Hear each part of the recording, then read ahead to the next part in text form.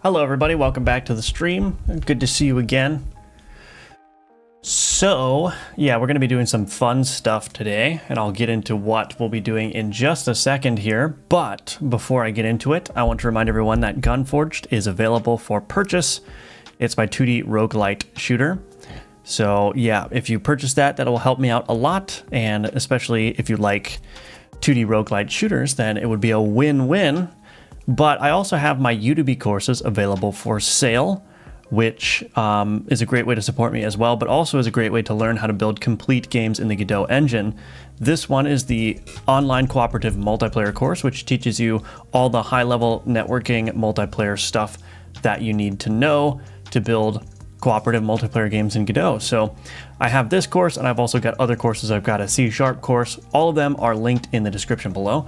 So check those out. And of course, you can like the video, subscribe to the channel. I just recently released a new devlog covering the process of making my Game Maker's Toolkit Jam game Retro Mortis. So you could check that out if you're interested as well.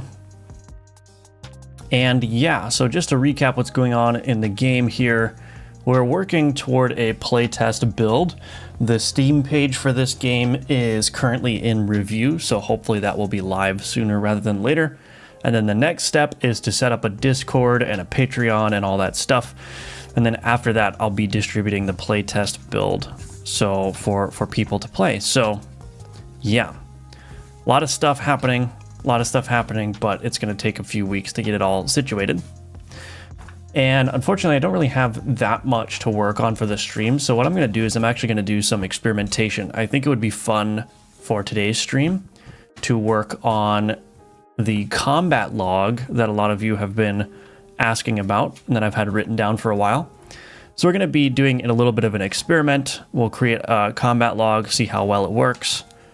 And maybe that will make it into the playtest if it ends up being, you know, good enough.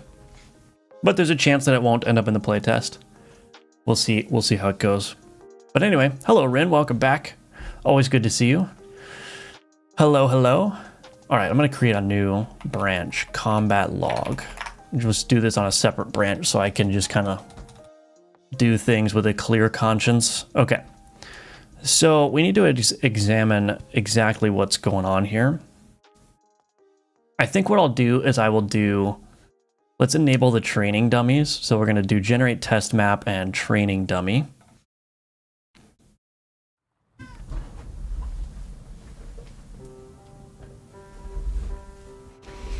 And that will give us just very quick combats that we can go into to check out the combat log.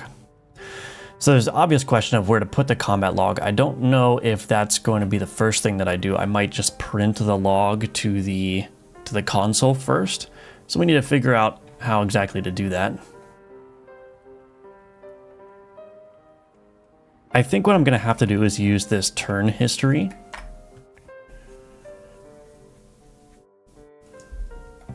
Turn context. Oh, that turn history. This should be called... Let's rename that.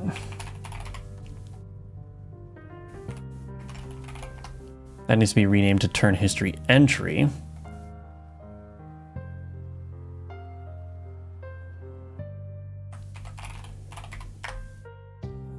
Okay, so where is this used?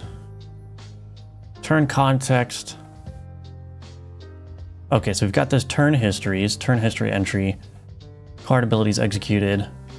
I think I simplified this a lot.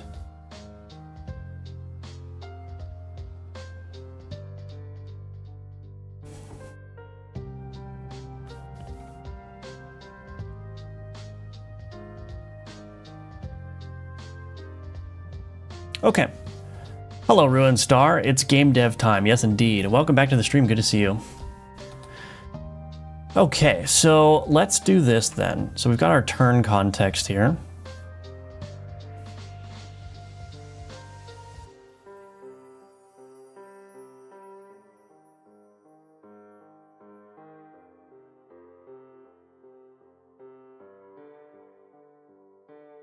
And we've got our turn histories. So there's list turn histories here. And this turn histories, let's see, this gets cleared whenever the combat starts. I think it also gets cleared.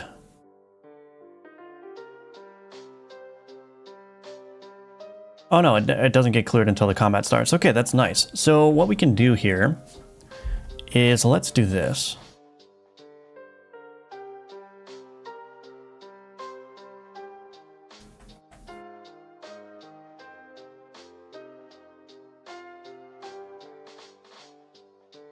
Where's this track ability execution?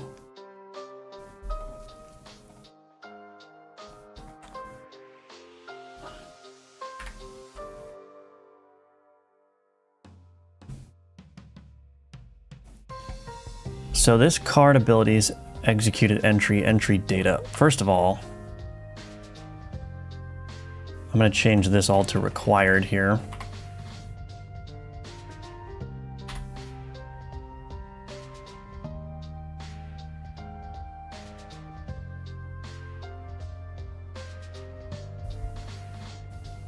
Okay.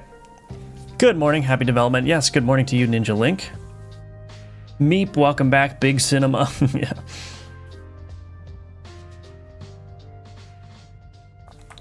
Okay. So I think I'm going to want the ability execution mostly for the combat log. The thing I'm hesitating on is I'm going to need some signals in here. These are pure classes. These don't extend any Godot objects. They don't extend ref counted, for instance, which means that I can't emit signals from it. I'm trying to debate if I want this to extend ref counted or not. I don't know how I would do it otherwise, because I'd probably want to emit a signal for ability execution tracked.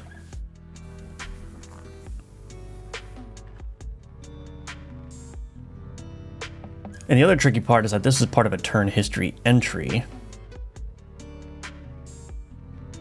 But really what I'm going to be working with is the turn context here.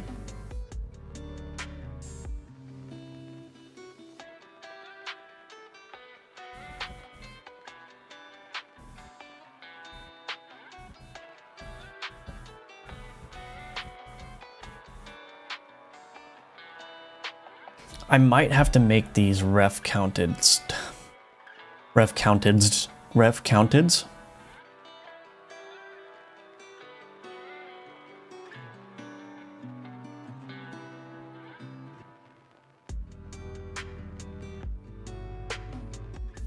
Okay. Hello, Snupbill. I saw your super thanks on the devlog video, so thank you very much for that. And also we got the message yummers here that we all look forward to. Good morning to you. Hello, Huang. I hope I said that right. How can you understand these things? It's called experience. It's called experience. I've said it before, but I will say it again. You may think, how does this 24-year-old guy know what the heck he's doing? Well, guess what? I'm not 24. I'm 30, and I've been doing programming for many years. Since I was 14. So if we're being a little bit generous, I've got 16 years of experience. So there you go. Oh, well then good evening to you, Snupbill. Hello, Yayan. Curious to learn more about your recording strategies while streaming. It's pretty easy. I mean, it's just OBS has a built-in setting to record while streaming. And it will just use your typical recording settings to record your stream output. So that's it. It's fairly straightforward, actually. You just got to find some good recording settings, and then once you've got them set, you kind of set it and forget it.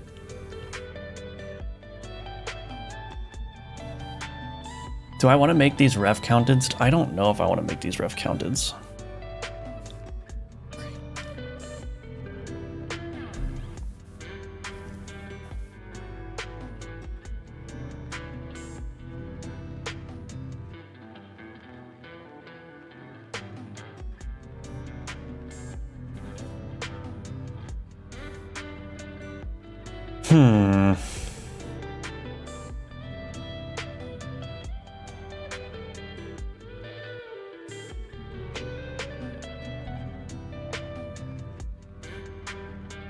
Might do something a little bit weird here.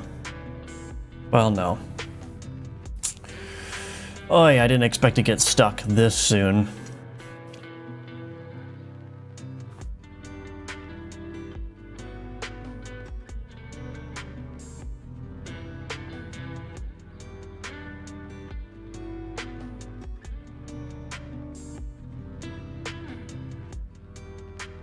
I could do a little bit of a mixture, I guess. What I could do here...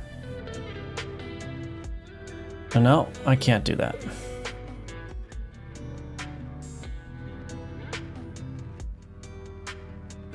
The problem is I could end up with a with a memory problem here too, because what I'm thinking is this turn context wraps all these turn history entries here.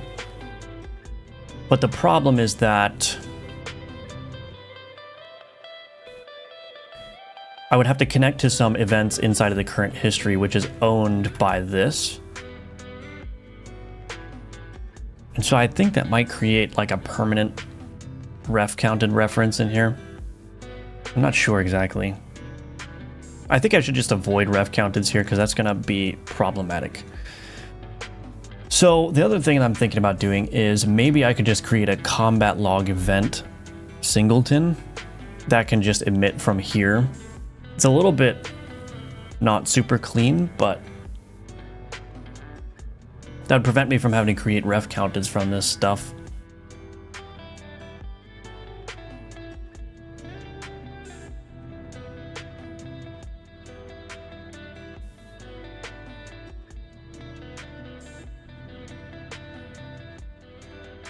I don't know. It's a good question. Hello, Andrew. Welcome back. Wouldn't these recordings take up a lot of the space where you do store them? Well, typically for like I don't remember, for like the 4 and 5 hour streams that I was doing, I think it was like on the order of 10 gigabytes. But I have a 4 terabyte drive where I store all my recordings. So 10 gigabytes is basically nothing. And I also don't keep them permanently. If I decide that I don't need a video that from a stream that I do, I just delete it. So yeah, it does take up a lot of space, but I have plenty of space and I don't keep them permanently. Hello, Sam's Studio. Welcome back. What's the plan for today? We are experimenting with adding a combat log, which may or may not make it into the final version of the game, or into the playtest version, I mean. Is this stream early today, or am I just awake before midnight? It's a little bit early. I started about 15, 20 minutes early. I was just sitting here doing nothing. I'm like, well, I might as well start up the stream, you know? But for all those who are just joining, I haven't really done anything yet, so just trying to come up with a plan for this. I think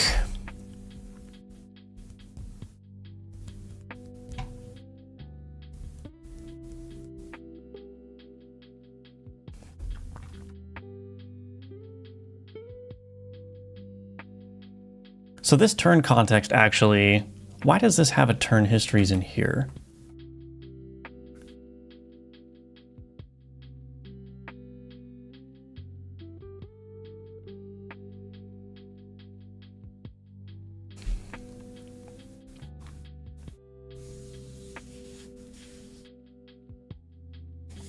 So this turn context, actually, I don't know if this is super important. What's really important is this turn histories object, although I do need the current history too.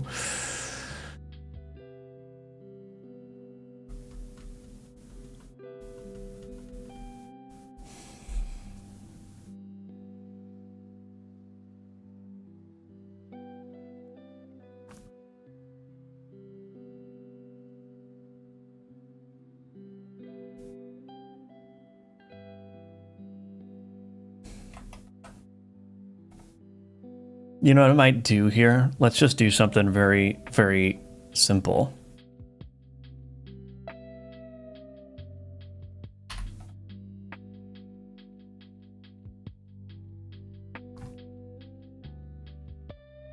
Here's what I'm going to do. Public card abilities executed entry, get card abilities executed entry, int index.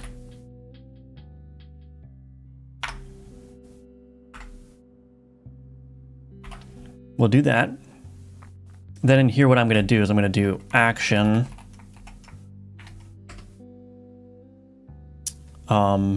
action int on ability execution tracked. We'll set that to null by default.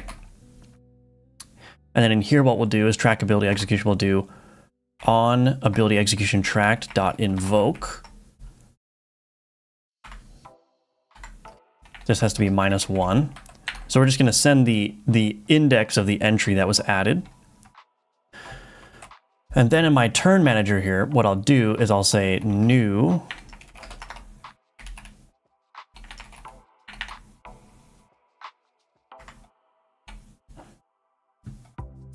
am I not allowed to do this? This should be renamed. This should be...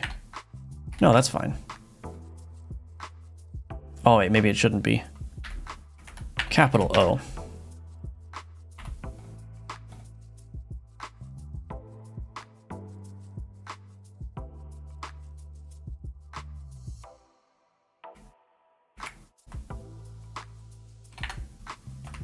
How do I do this?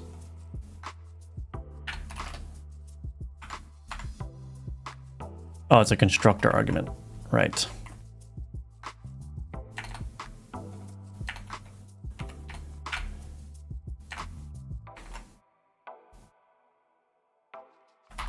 Okay, I really don't know what's going on here. Here we go.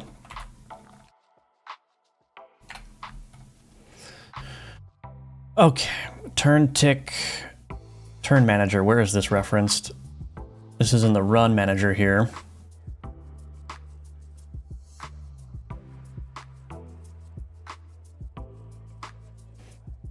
Now the combat log here, you know what? I'm just gonna not worry about this, how to pass this around just yet.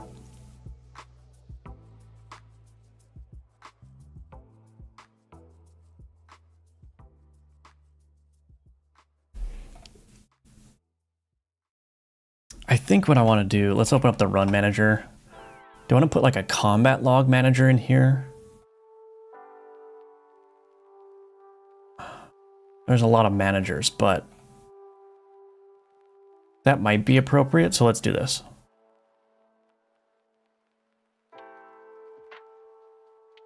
That might be appropriate. Let's do a manager in here. Let's do... Honestly, I think this could probably just be a pure class. We might as well just make it a pure class. Let's just make that empty for now.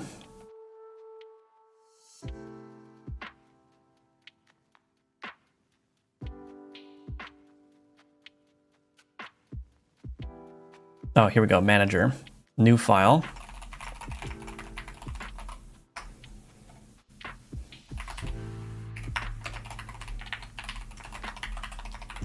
Global class. Public partial class combat log manager node. So in the turn manager here, what I'm going to do is I'm going to export a reference.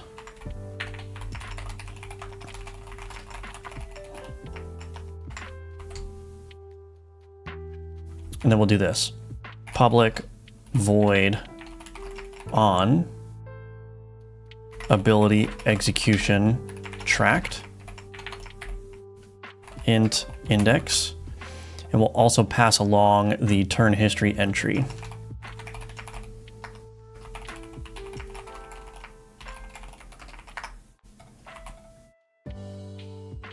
Oh, maybe I don't even need to do that.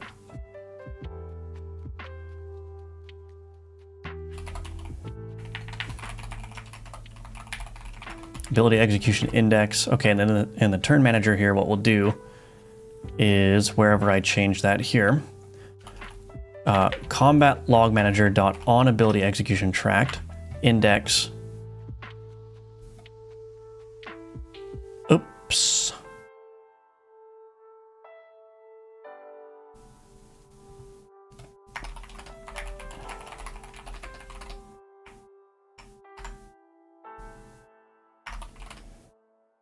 Ability execution tracked action is equal to int index. Oh, kind of got myself into a pickle here. That's okay.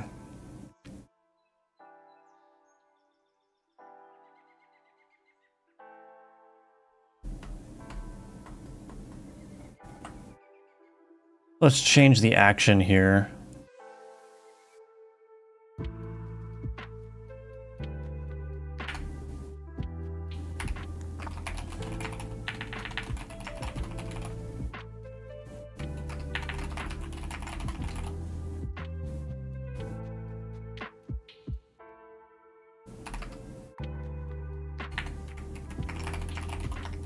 There we go. Turn history entry. We'll reverse these. Index.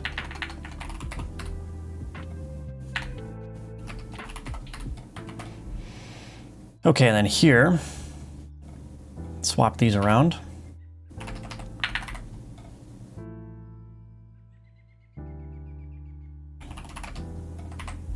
That'll work. So now what I'll ultimately end up with is, oh, can I just simplify this now? Kerblam. Okay, so now what we'll end up with is I can just print this in here. gd.print, and we'll just print like a combat log message in here. So what we'll do is we will take, so var thing is equal to current history entry dot get card abilities executed entry, ability execution index. This returns a card abilities executed entry.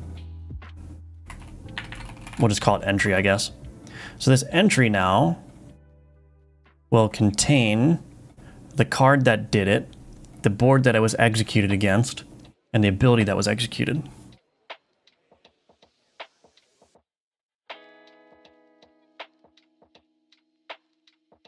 This might not be enough information, but we'll try this for now. So we'll do this. Card, no, entry dot base card dot card definition resource dot display name executed entry dot ability entry data. What?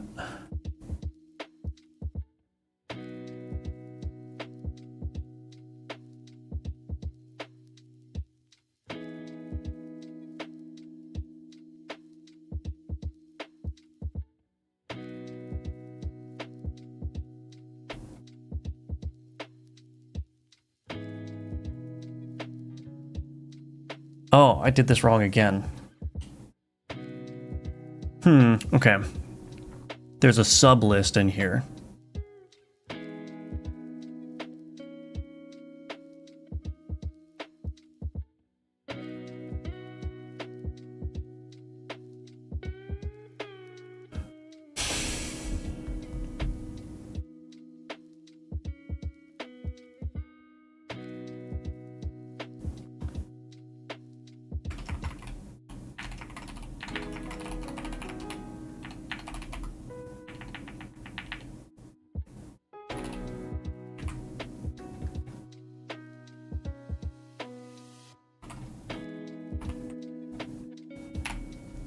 Why does this not work?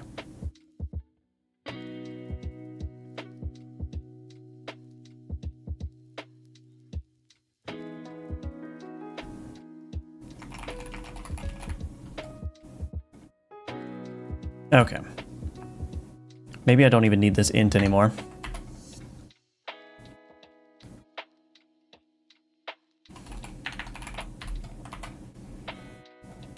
This needs to change to entry.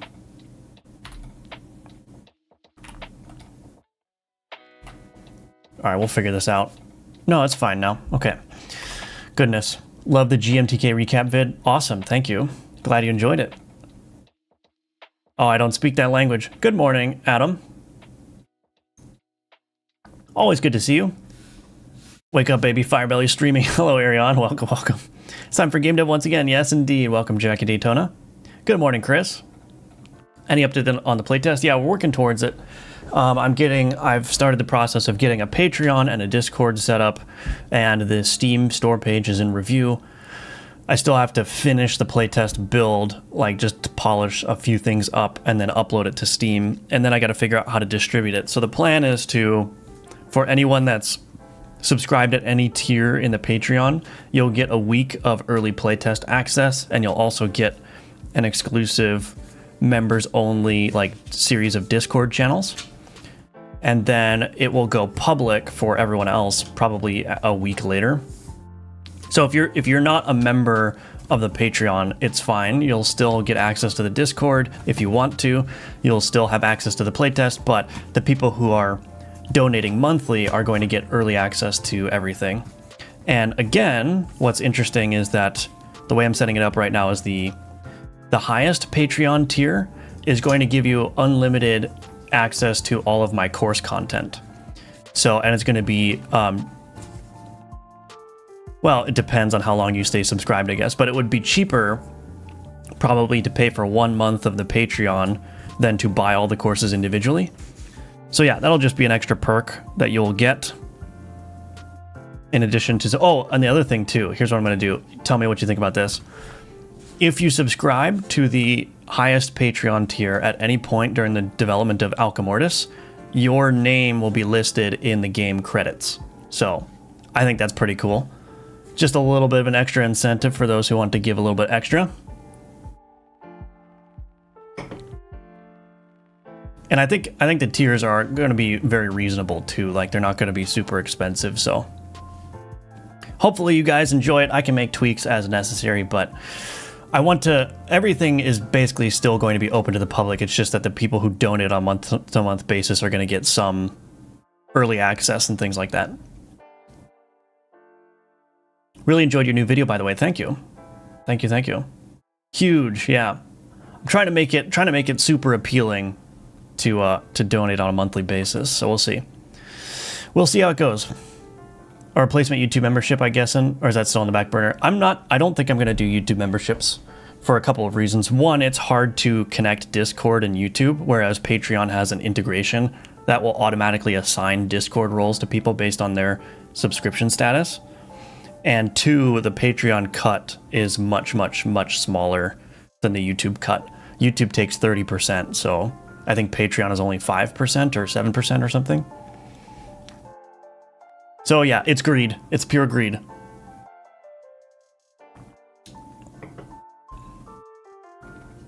All right, so let's see. On ability execution tracked. So we've got this card abilities executed entry.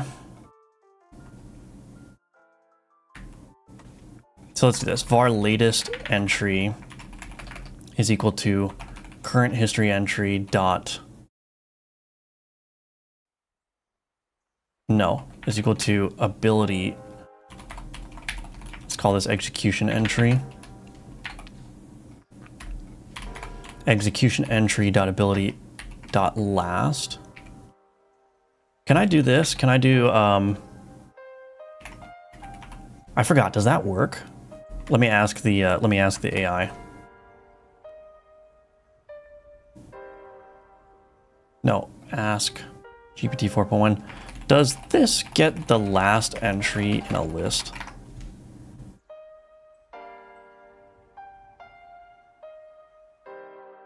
Oh, that will, okay. That will get the last entry. Cool. Thank you.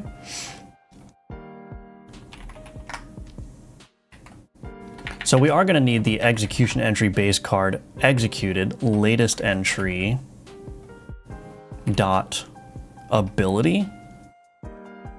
Now the problem is that this is just a base card ability, so it doesn't actually have.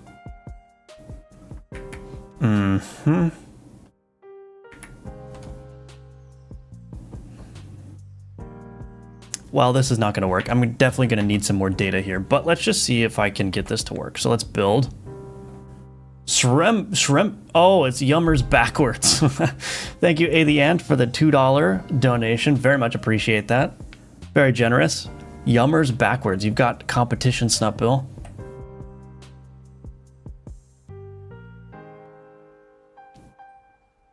That's fair, although as much, I probably not going to be a Patreon guy. At least it's a makeup way for a big buck. Yeah, that's okay. You don't have to, you definitely don't have to donate, and you're not going to be excluded from a playtest either. Got the $5 meal deal the other day, thought of you. Welcome back, Cody. It might be a McDonald's day for me over here. I don't know. We'll see. Hello, Pedro. Welcome back. Shremy Yummers. Shremu. It's hard to say it backwards. We're going to add the comment log manager here, and then this turn manager, assign the combat log manager there. Let's see what happens. I'm going to need to track this data a little bit differently, I think.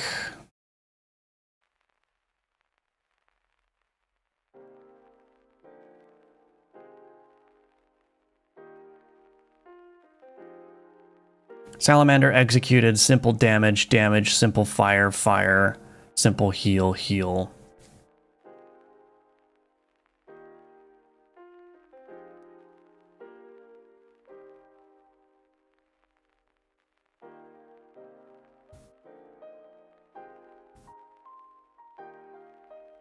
So I'm probably going to need to write some specific language here.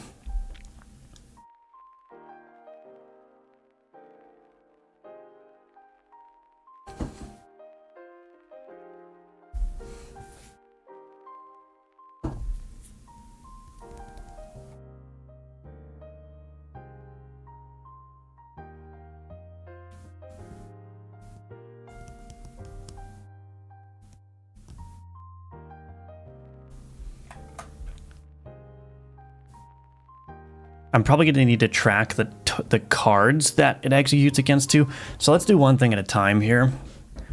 We're going to need to probably get public, or no, let's do this. Private string get execution string, I guess.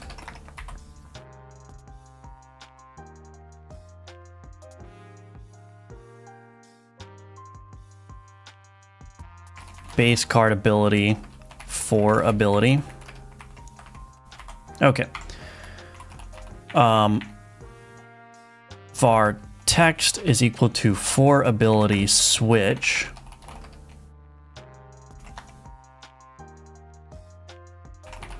Fire. Applied.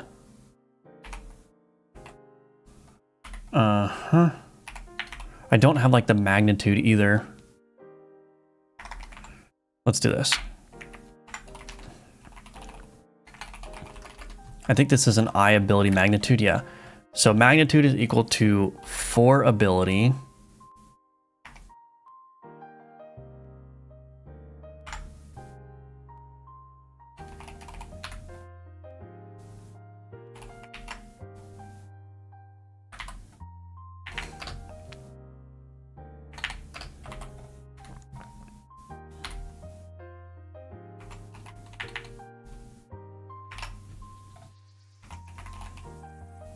And we're going to want to do this. Fire. Oops.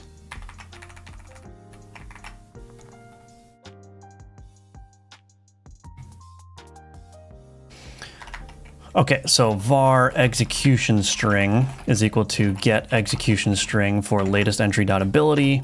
If execution string is equal to null, then we're just going to return. We'll make the default case null. So fire, let's do damage, dealt damage, healed heal. What else do I have? Poison.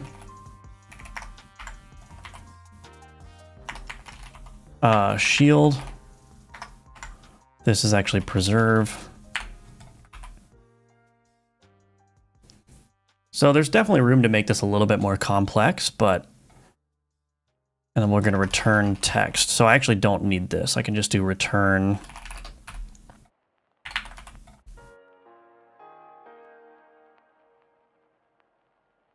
And we'll just say if... Well, we don't want to... Yeah, we don't want to necessarily...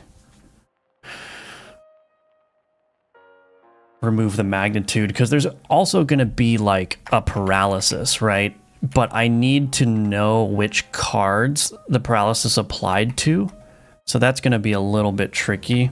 I'm gonna have to record some more data. But let's do this. Let's see what that does. I see that you write a lot of managers in your game. Yeah, I don't know if I'm overusing it or whatever, but manager is just my catch-all term for something that just kind of like manages some data. I don't know if that's good, but I feel like Snupbill should get a shout out in the game with how many times I donated. Yeah, I can do that for sure. For sure.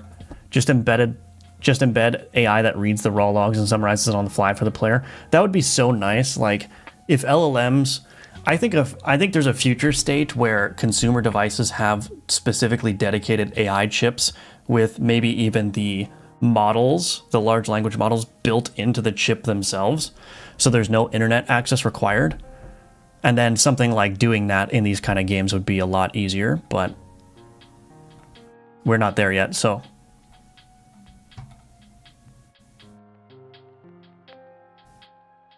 Okay, Salamander dealt 4 damage, applied 4 fire, healed 2. Why is it healing? Oh, because it's got the Rod of Asclepius. Now, I could make this a little bit nicer where it just does Salamander and then on an indented line, it just says dealt this, dealt that. Oh, the Rod of Asclepius is applying to enemies as well. Oops, I should fix that.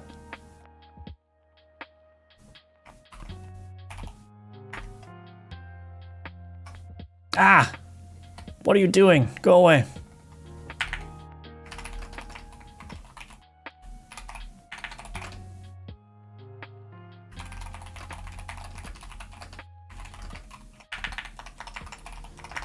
We'll fix that later.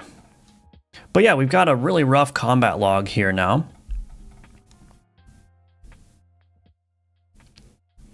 Now, I'm probably also going to want to log when necrosis damage is taken, but we're just getting the framework set up now, and then I can expand it. Okay. Initial work on combat log. Okay, we'll publish that branch. You can make a special Patreon tier where the user gets to write flavor text for your items. That could work. Yeah, it'd be like $100,000 a month, but that would work. No, I'm kidding. Yeah, it would be interesting. Why not create separate structure for the log entry and then have some formatter that would build strings based on those entries? Yeah, I mean, I'm not there yet. I'm not there yet. You know, following the principle right now of you aren't going to need it. When that need arises, I will make this a little bit more complex from an architectural standpoint, but for now, we're just going to do the very basic approach until I have a need to do something more complex. The academies are divided. A Colossus's pinky or a young giant's thumb. Each theory paints a terrifyingly different picture of the past. Yeah, I mean, that would be interesting. Too much of an exaggeration, you don't have to. Oh, I'll do it. I'll do it. Why not? But isn't the game industry kind of anti-AI now? I don't know if the industry is as a whole. I think there are some very vocal minorities, and mostly that's against the generative AI, like generating textures and models. I don't know if people are necessarily opposed to just LLMs, broadly speaking. What board is that? That is Obsidian with the Kanban plugin. Yes, thank you, Cody Robinson. Hello, Neozoid. Welcome. Good to see you again. Should give Obsidian a chance again. I think it's great if you have a very basic use case. Although it's getting better with the bases feature and whatnot. All right, so now I need an actual combat log UI. Where am I going to put the UI?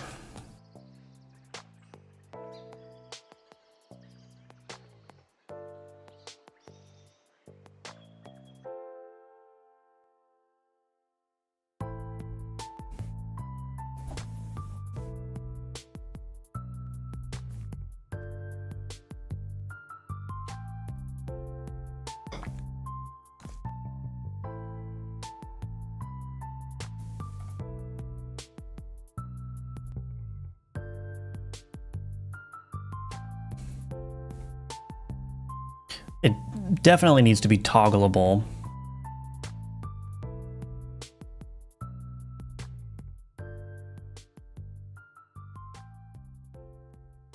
Wonder if I could just put it right down the middle here.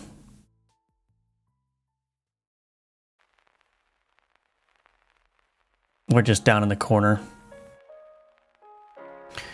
Let's just do that for now.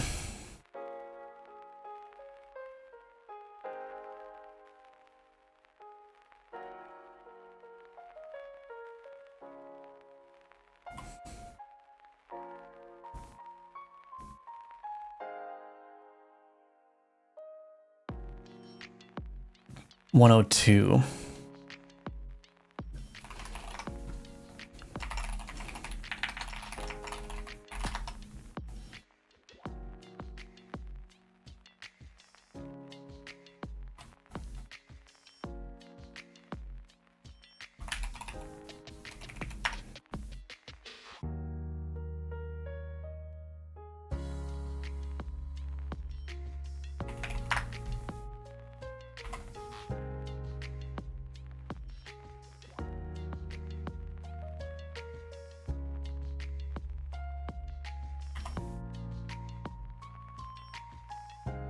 We probably want to add a little bit of padding here, so maybe we'll do 110 and then margin bottom 8.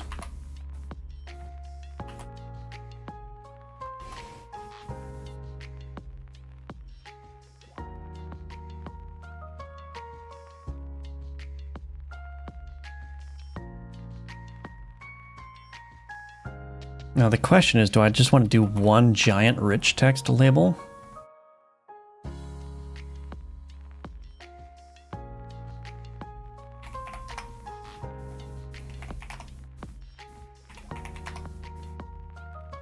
Oh, it's gonna get...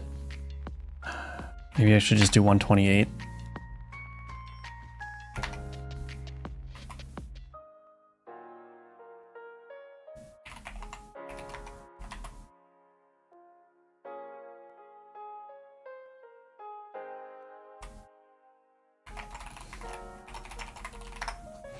Combat log label.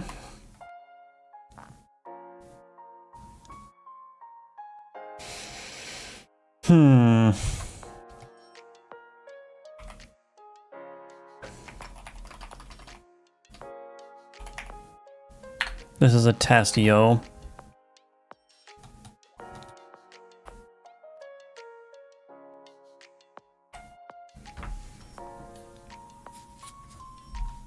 Yeah, lower left is a good place, I think.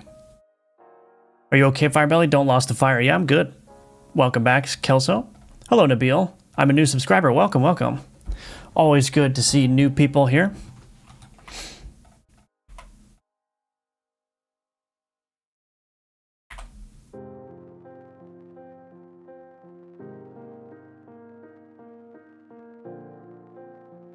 Okay, so now I'm wondering if I should just do this.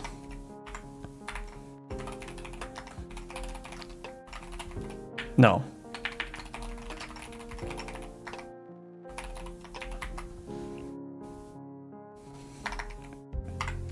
This is going to be very, very weird, but it's okay.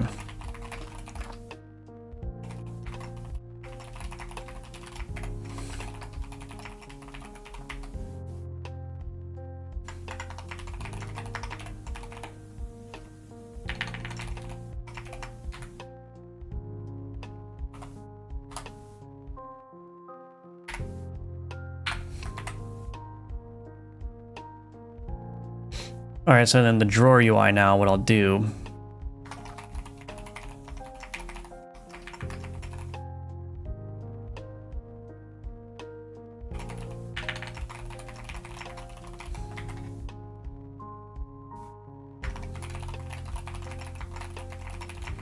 And I think realistically what I'd probably do is split this combat log into a new scene so it can manage everything itself, but we're not going to do that just yet. BB code enabled.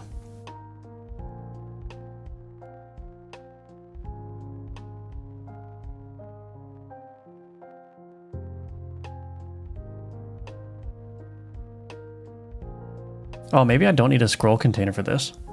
Wait, what is scroll active? Oh, let's do... Maybe I can just do this then.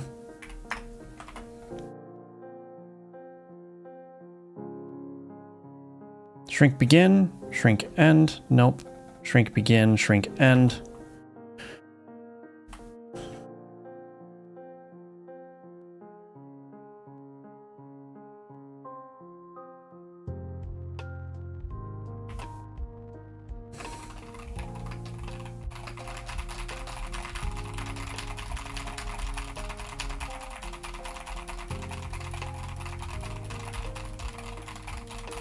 Okay, that seems to work.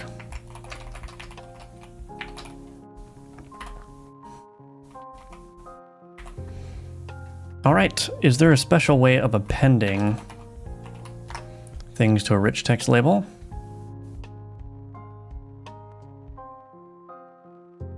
Append text. Nice. So we'll do that. So now my drawer UI, what I'll do is I'll do this. Oh, I need to get a reference to this. Combat log label. Node private rich text label. Combat log label. combat log label dot append text, description utils dot highlight keywords, log text. Okay, let's build.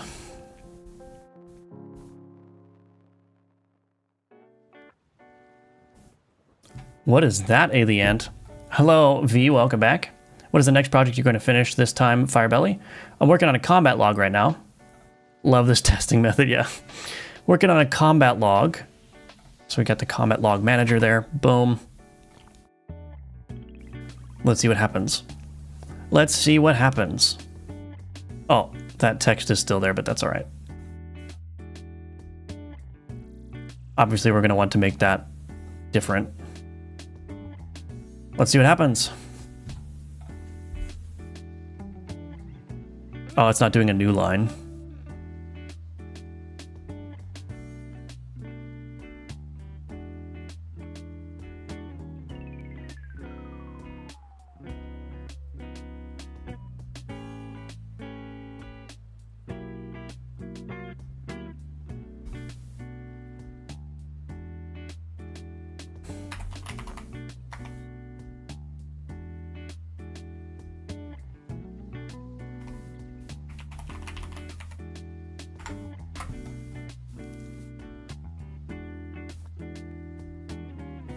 So I'm going to want to append a new line. Is there like a new line, combat log label dot append? Oh, look at that, new line, boom. On combat started, what we'll do is we will rich text label, or no, combat log label dot clear. See what that does? There's an old English, oh my gosh, old English letter called thorn, as it makes the th sound. Oh, interesting.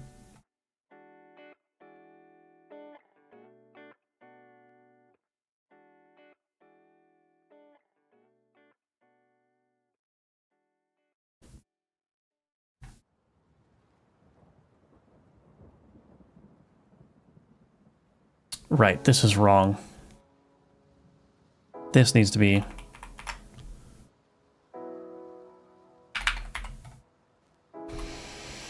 Not looking terrible. Do you sometimes try out your fans games? Sometimes, but not usually.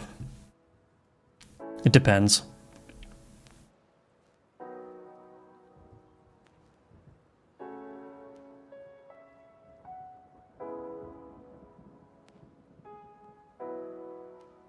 So I can scroll here now. Obviously that would need a better UI, I think, but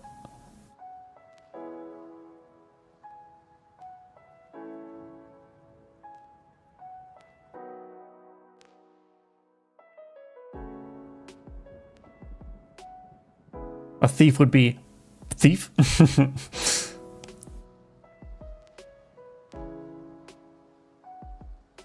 That's funny.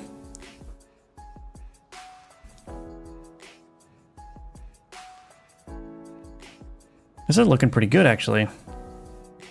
What happens if I do auto resolve? Is that just gonna pollute the yeah, I guess it does, but that's okay.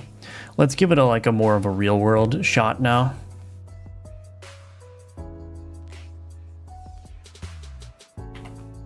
And actually, before I do that, I'm going to take a quick 3-minute break. I need a break very badly.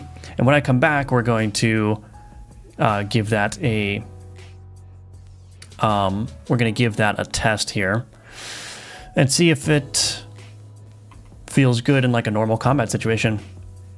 So anyway, I'll be right back in just 3 minutes, and we will continue on.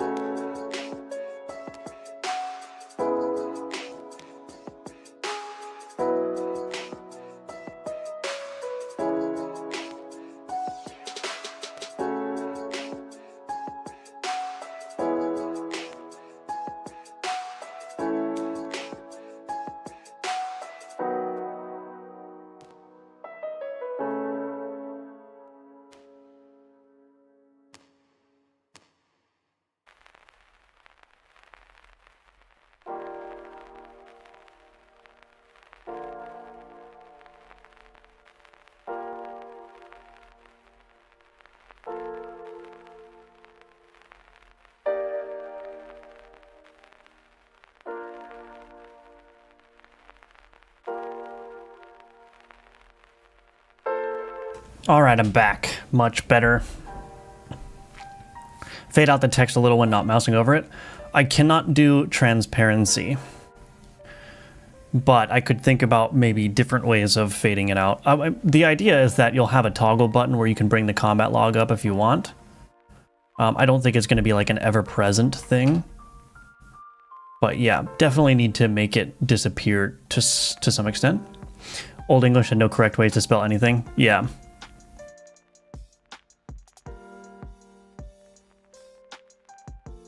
That's interesting.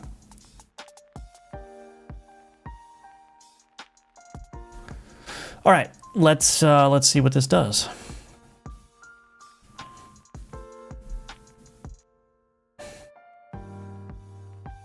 How are we feeling generally about the combat log, though? I do think I want to maybe break it out onto a new line with a tab. Can I do an indent? How do I do an indent? That's the wrong app. Rich text label. Is there like an indent here?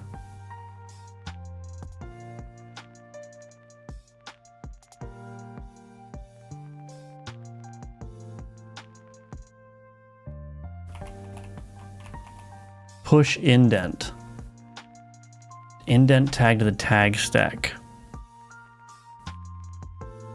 Oh, interesting. I guess I don't even need to do that. I can do, let's do this instead. Let's do this. I'm going to do this. I'm just going to fake it for now.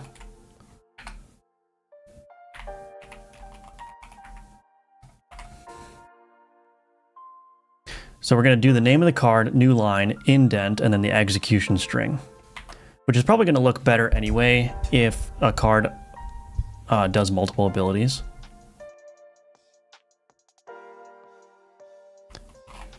Let's regenerate the map. Go here first. Kerblam, kerblam, kerblam. Okay. See what happens. Oh, look at that. That looks much cleaner to me, because then you get the name of the card and then all the abilities it executes after that.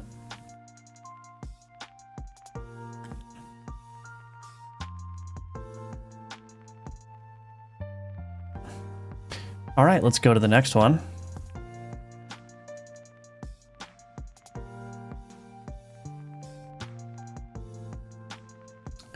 How did you advertise your game Gunforge? Basically through this channel. Yeah, I mean, this channel is really the only vehicle I have for advertising. I also did, I reached out to a bunch of YouTube creators, people that play those kinds of games, and sent them Steam keys and all that so they could cover it for their audiences. But beyond that, yeah. Beyond that, not much. Good morning, DasK. You like the indents better? I find it funny that Godot's rich text uses BB code, but I guess it's kind of all the same in the background. Yeah, what would you prefer, or what would be an alternative? Markdown, I guess?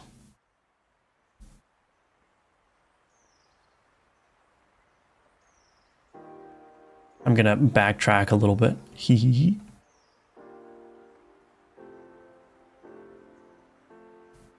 Go here, increase the size of my board.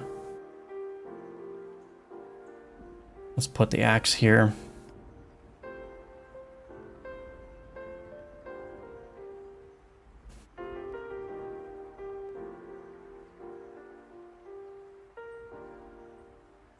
Cool.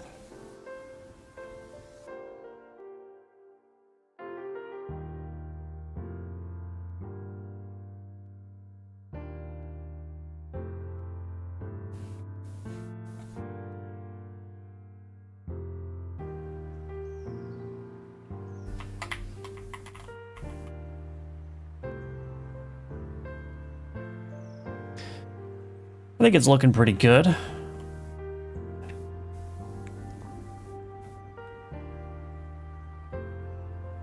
Arming sword applied to preserve. Oh, it's breaking up the arming sword. I see.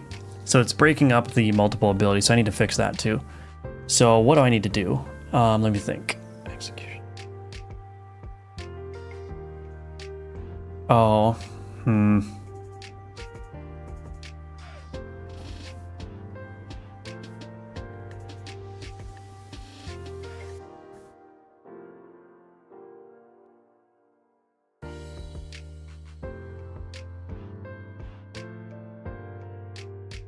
So I want all the abilities that the thing is doing to be grouped under the same header, right? So this arming sword, it deals 5 damage and applies 2 preserve. It shouldn't say arming sword twice. It should just say arming sword once and then dealt 5 damage, applied 2 preserve. I don't know how I'm going to handle that though with the current way that I'm logging this.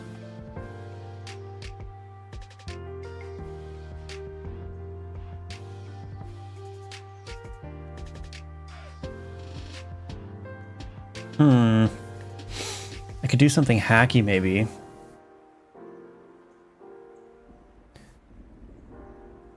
Let's see.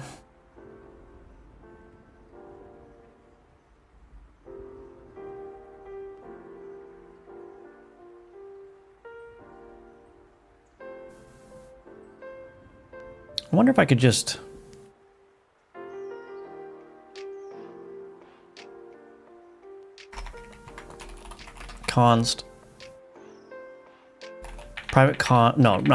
private base card.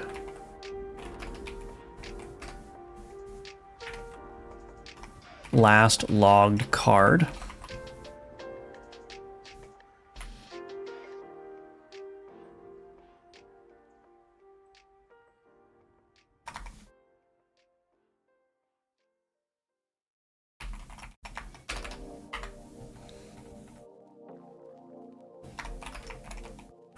Let's do this. If execution entry dot base card is not equal to last logged card,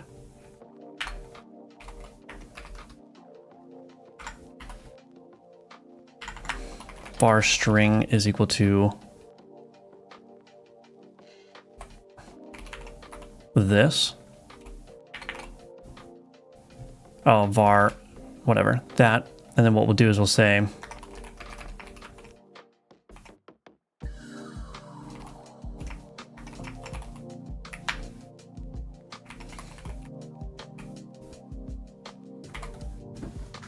that should work. So I'm just going to store whatever card was logged last. And if it's the same card that's executing again, then it shouldn't add multiple different headers. So let's see if that works. That looks good now. You like it? No paid advertisements? No, I did not do any paid advertisements for Gunforged. I did not. I didn't spend any money on marketing. I just spent time and energy. Markdown, gotcha. Looking really nice. Thank you, Pedro. Make it collapsible. Yeah, it will be toggleable. I just don't know how exactly I'm going to present that. Oops, I just flubbed it. Oh, and it's adding new lines every time. Interesting. So maybe what I should do then...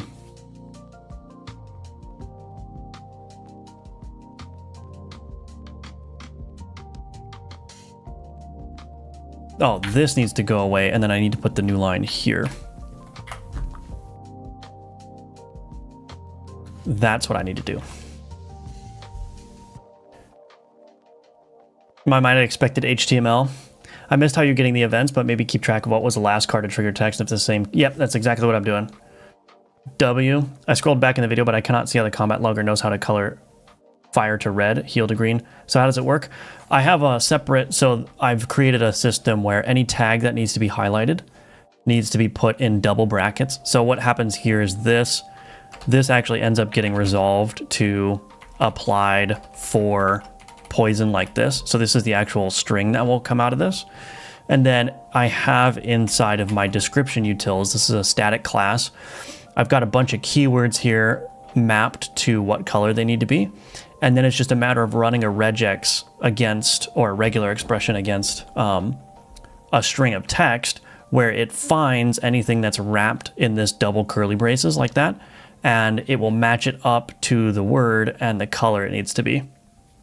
So where that's happening is inside of my drawer UI here. When a combat log gets added, this text will pass through that highlight keywords static method, and then that just changes the BB code to color the text.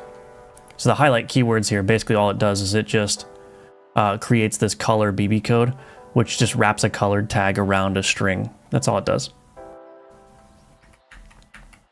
Yeah, it's pretty easy.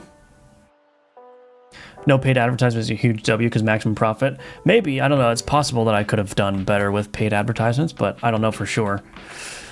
I don't know anything about marketing, so something that I'm trying to figure out.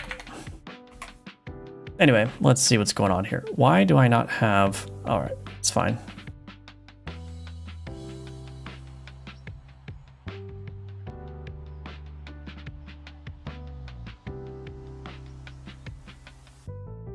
So it's a very basic combat log, but I think it's looking all right. So we're gonna have to get into some combats where abilities or cards have multiple abilities.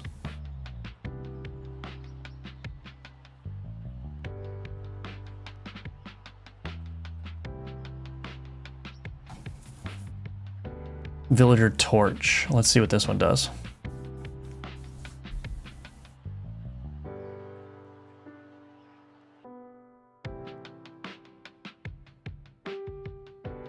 Cool.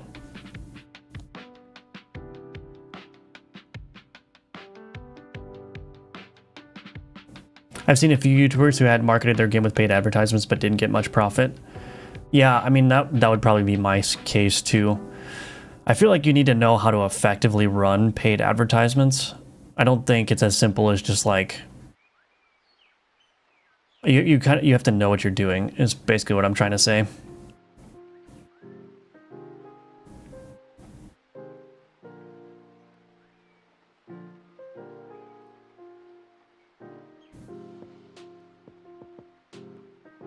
So I don't have a log for applying paralysis, so that's probably the next thing that needs to happen, but...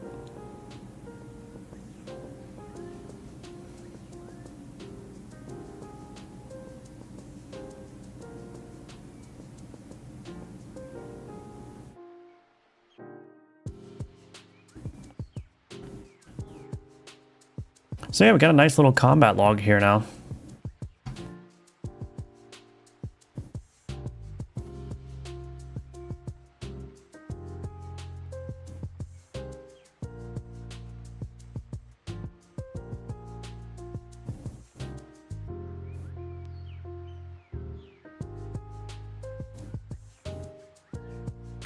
Gonna have to do some work, obviously, on making it look a little bit nicer.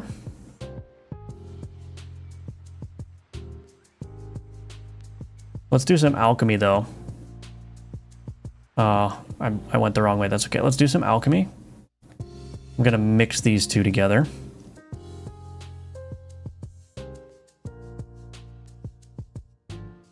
Okay, and let's also do this.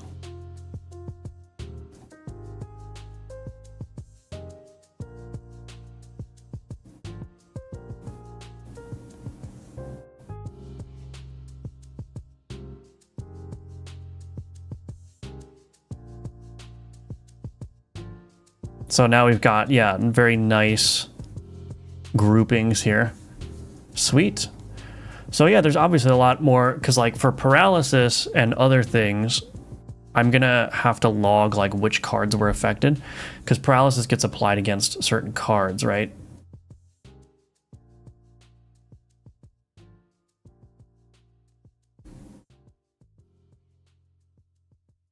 Well, let's go into the boss fight and see what happens. Also, I need to log when things are projected as well. So yeah, I'm gonna need to log which cards were affected by an ability execution, if that data is available. Let's alchemize the giant finger and the mausoleum key. Dang it.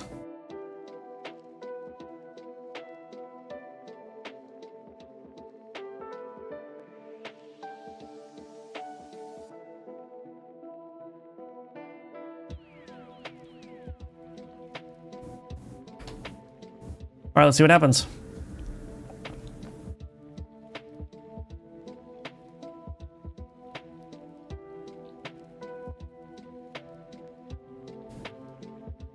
So I can scroll back up. I could pause this and I could be like, wait, what's going on here?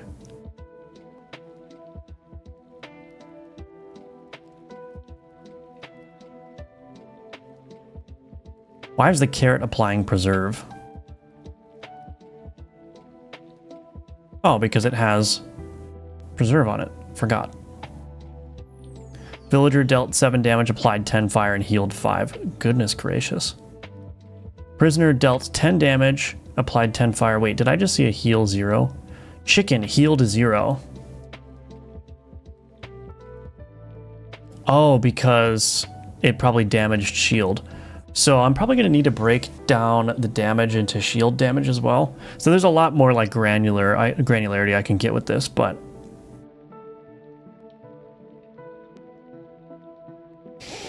yeah, that's going to have to be, I'm going to have to log more comprehensive data, I think.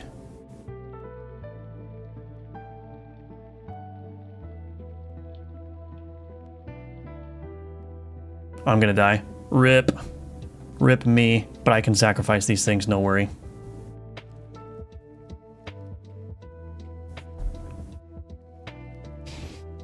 I'll definitely feature your game on my channel, even though I'm a very small Let's Player. I'll try to get some large German YouTubers to notice your game. I know some who really focus on roguelikes. Awesome. I appreciate that. Thank you, thank you. Welcome, Dev is cool. Good to see you again. I have to leave now. Bye, Firebelly. Thanks for joining, Nabil. Does crit look any different? Oh, that's a good question. I'm going to need to log the crits, so I should probably keep track of everything I need to do.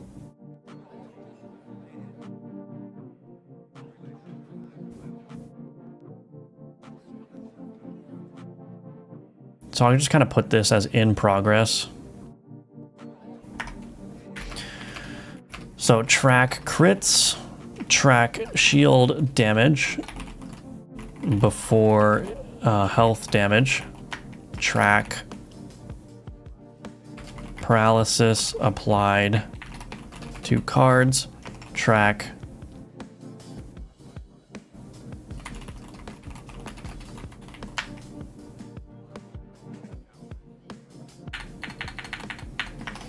so maybe we can take a look at some of this right now. I won, by the way. Not to brag, not to brag. So crits is an interesting one.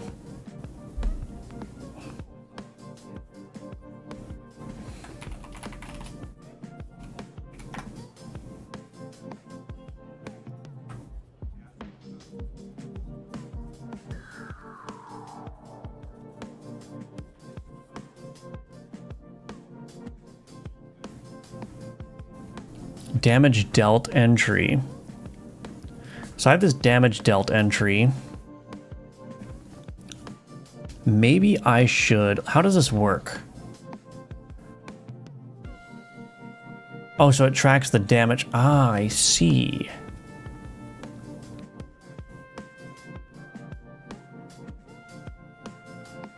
So I am tracking the damage dealt independently of the abilities. So I may actually want to change this.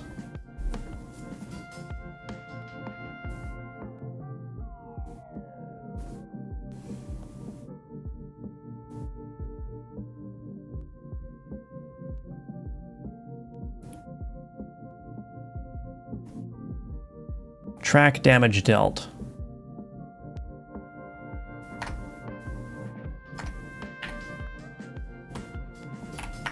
Action, turn history entry on damage dealt tracked. We'll do this down here.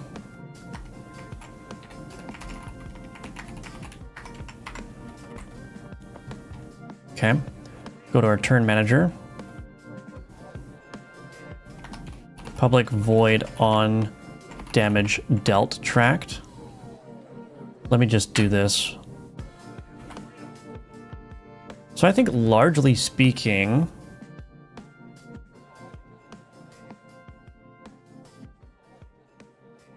let's rename this to get execution string for ability. And then we're going to create another one. Get execution string for damage dealt.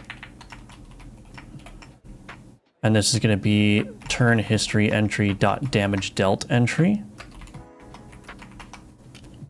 So we're going to need to fill that out.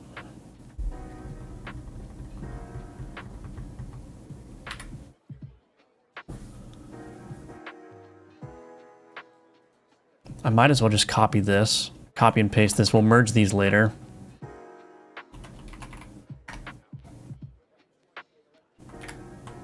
We don't actually need that.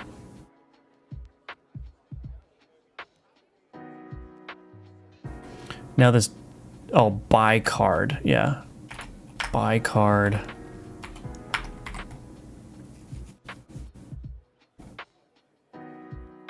Okay, I know that's largely similar to this, but like I said, we'll merge those later. I'm just trying to get this working for now.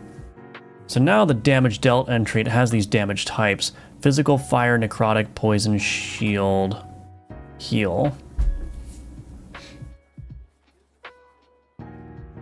Would be super cool if you could, wait, I don't have a crit log here either, so I probably want that.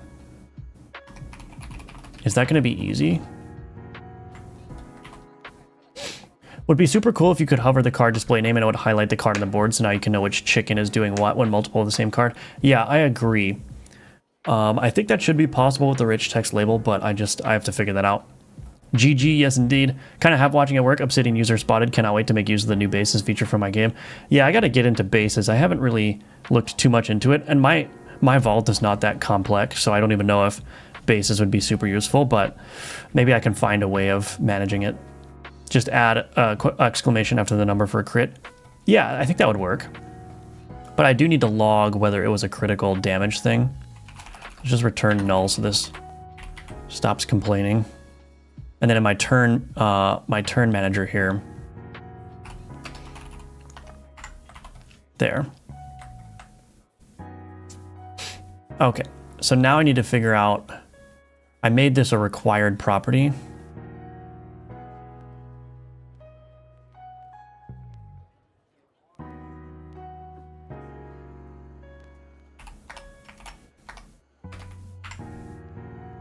Oh, look at that, it's fairly simple.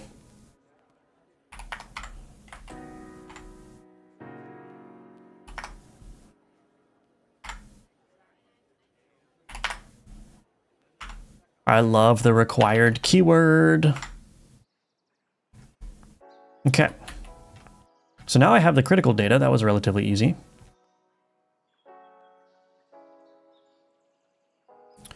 So let's do this. Return to board, from board, by card, type, amount. Okay. So return damage dealt entry dot type switch. We need to import this. So now necrotic damage, that's an interesting one because it's not being dealt by anyone. So I'd have to detect if it's a necrotic damage type, but for now this is okay. So actually,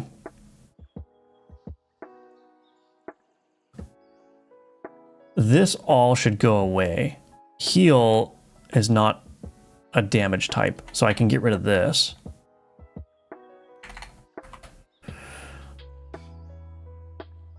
Okay, and then what we'll do is we'll say damage dealt entry dot is critical question mark that, otherwise string dot empty.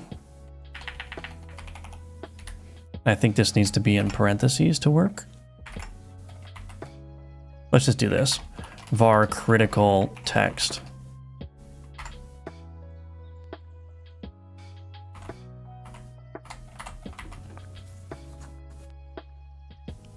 So crit should be handled now. All right, let's see if I broke anything. This is actually quite fun. It's fun to develop features when you have a lot of the framework built already. Quite fun, quite fun. Let's go fight a dog and some mutton. This dog and mutton doesn't stand a chance. Let's see. Why is it saying it applied 0 preserve? Oh, I see. Hold on a second.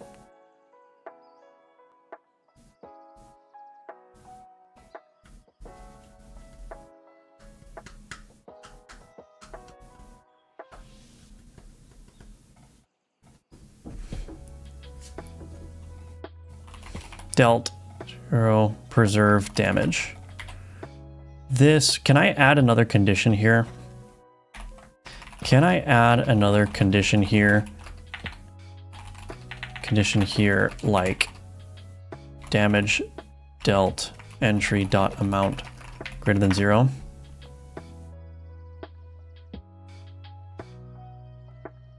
Oh, here we go.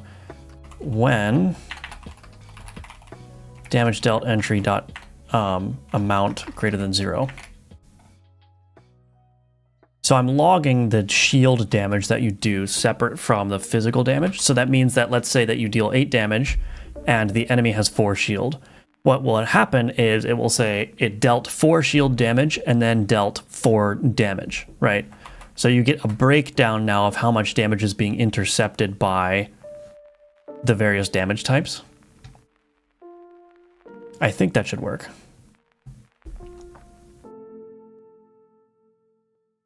But I should no longer see that shield damage there. Cool.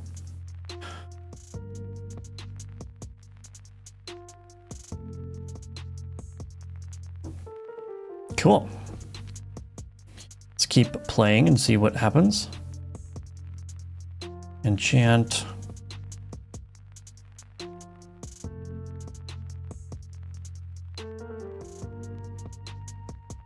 This game is coming together, everybody. It's coming together. I'm really, really enjoying this. Can't wait to get this playtest into your hands.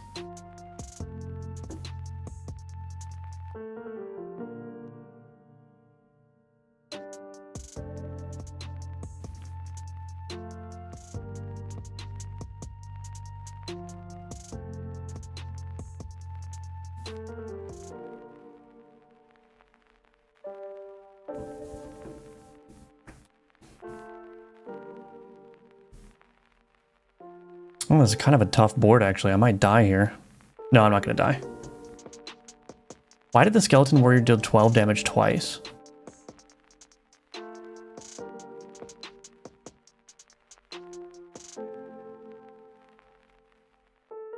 Oh, is it triggering itself? It might be triggering itself with Swarm. Hold on, let me check this. That would be unintentional. Might have to fix that. Is it dealing 12 damage twice every time?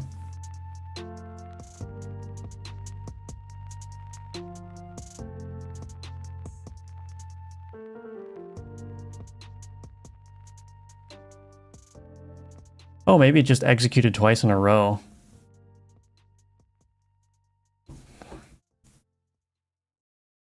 Is that possible for it to execute twice in a row? Like, can it execute twice before? Oh, it can. Okay, so what probably happened... That's probably fine. I think what happened is, since this has 5 turns and this has 6 turns, it ended up in a situation where it did 2 executions before this one did. And that's why it said 12 damage twice.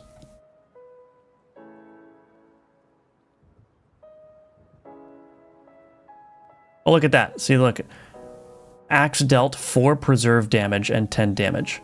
So it did... Oh, the carrot is upgraded. So, yeah, it basically destroyed the carrot shield and then did 10 remaining damage. Nice.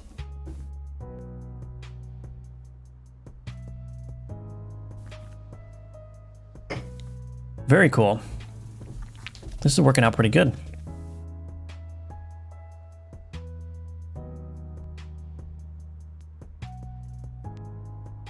Cool. Hello, Lincoln Pepper. Welcome back. Always good to see you. I need some more cards. Echo. Oh, yeah, we're doing Echo.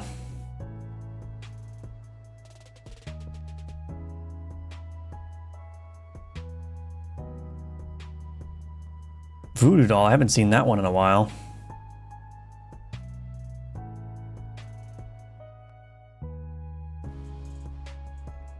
We're just going around. Upgrade this guy.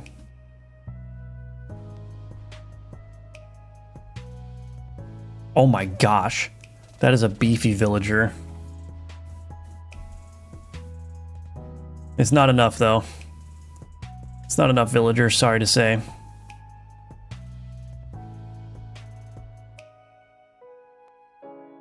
Ooh, a wyvern. And this. Hellspawn egg.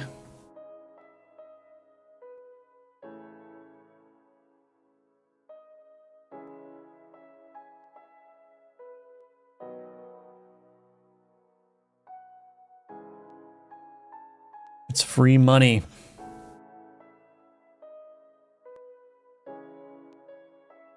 Boss time.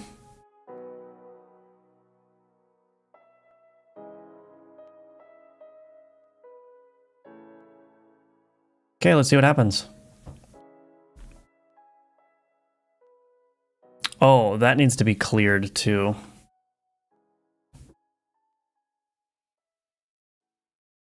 Uh-oh.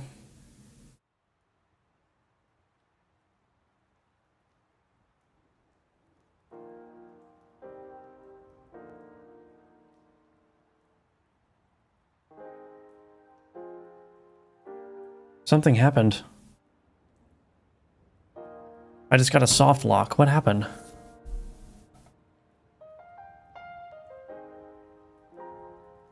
Uh-oh, that's quite a bug. Why did that happen? This debugger error is not related. Why did the combat just stop? Uh-oh.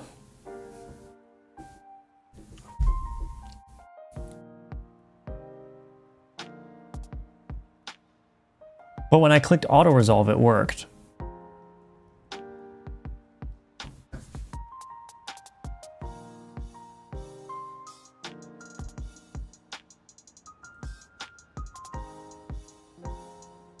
That's not good. Okay, here's what I'll do. Take a screenshot. Can I put this in here?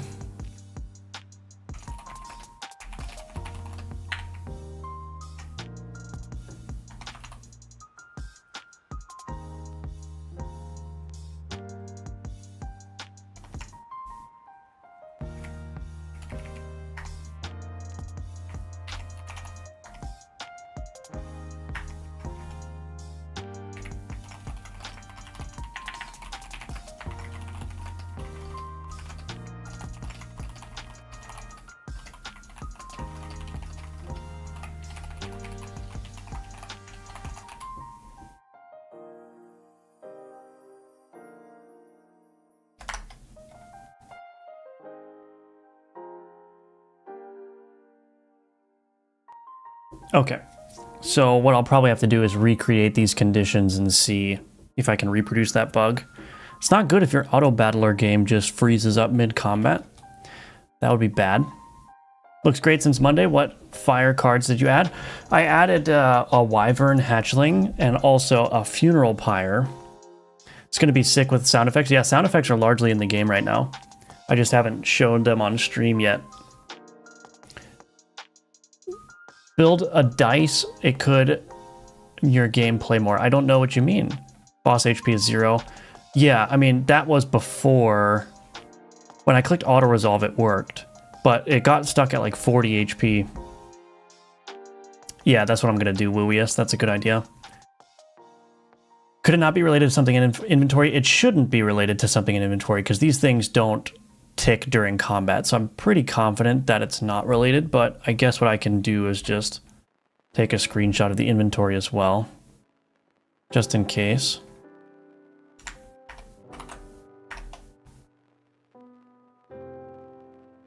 Kanban is becoming larger. It is, yeah. It's just called Kanban Shisong. Welcome to the stream, by the way. Still think you need to add a gaslight card, yeah. Yep. Okay, well, I will have to figure that out. Should be relatively easy to reproduce.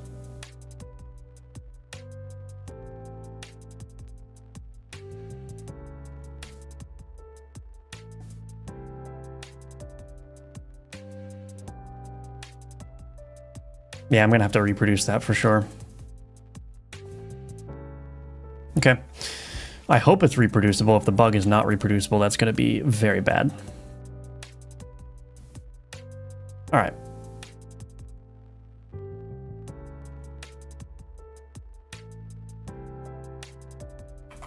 Anyway.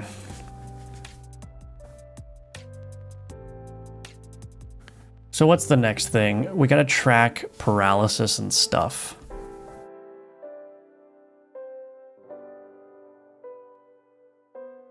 So let me just look into this real quick.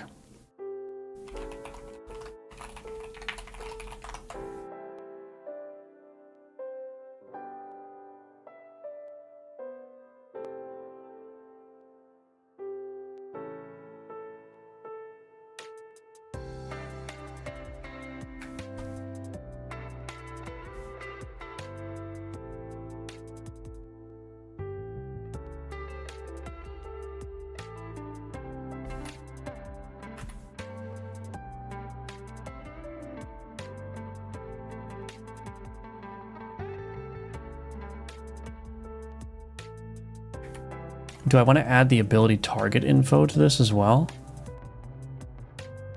Yeah, probably do. So in here,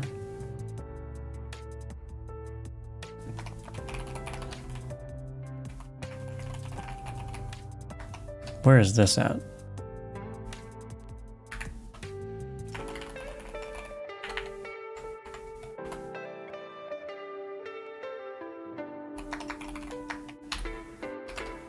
Okay, so now I've got the target information,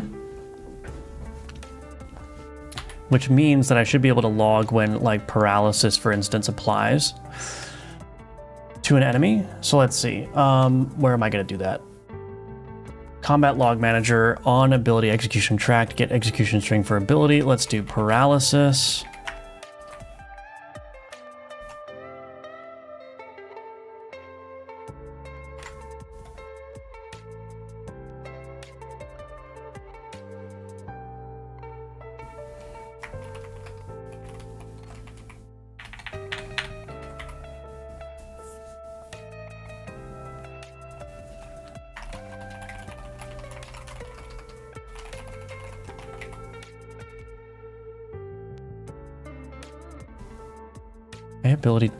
Ability target info provider.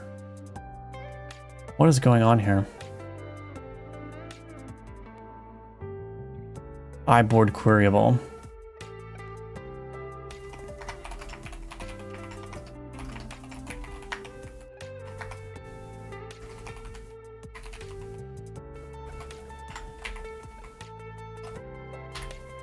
Oh wait, I wanted that.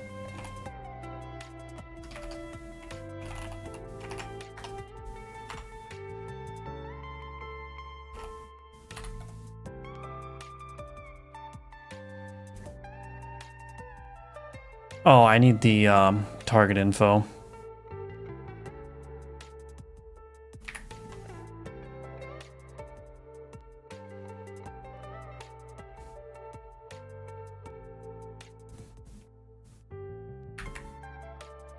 Let's do this.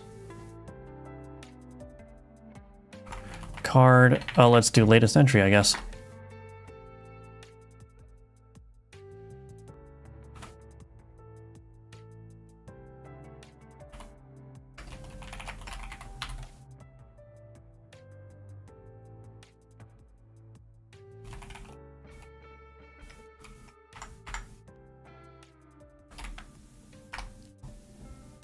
Okay.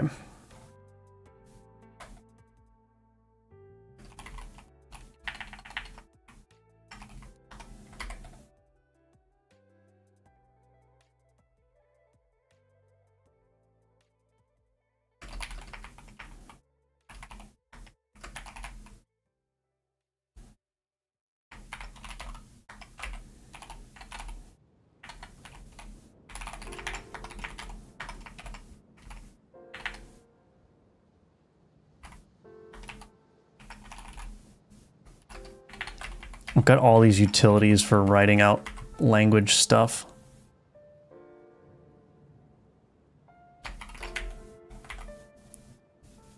I think paralysis is an ability magnitude, yeah.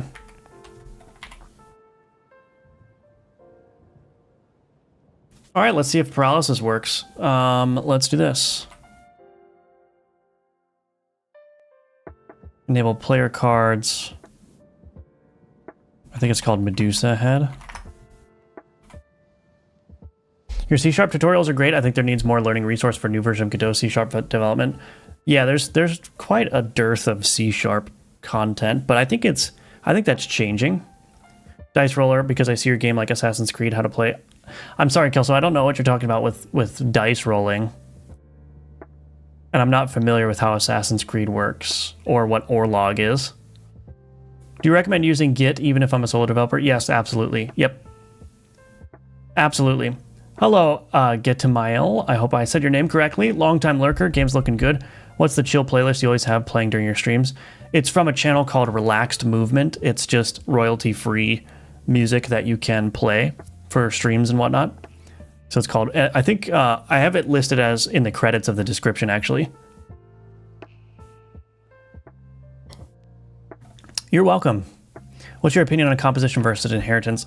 I like composition in Godot a lot. And I typically try to stay away from inheritance when it comes to Godot scenes in particular. I use inheritance quite frequently for my other game systems, like my card abilities. Oh, we got another lockup here. We got another lockup here. Interesting. I have the seed. So let's log. Oh, I should have logged the seed on the other one, I guess. I have the seed here, so let's do this. We're going to take a brief detour. I'm going to see why this is locking up. Maybe it's related to... Is it related to the combat log changes? Well, this is why we can do this. Put the seed in there. Let's just run it again. I hope it's related to the combat log for some reason. That would be very nice. That's not the same. Is that...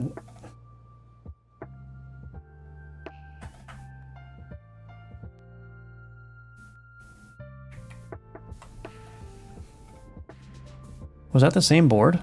I feel like that wasn't the same board. Oh.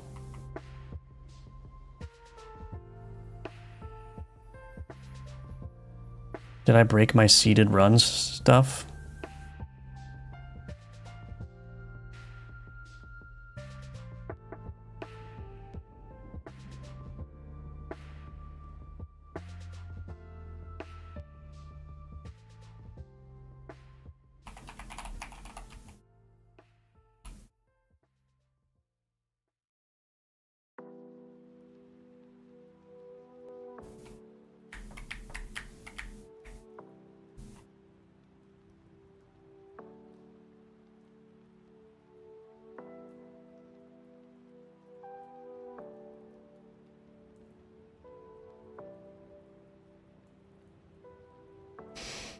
Okay, so there's a couple of problems. For one, the seeded, it's broken for some reason. Why is that generating... It's generating the same nodes every time, but it's not generating the same combat encounters.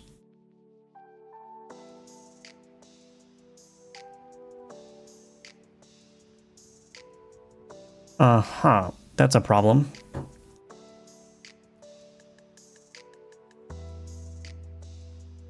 Oh, goodness.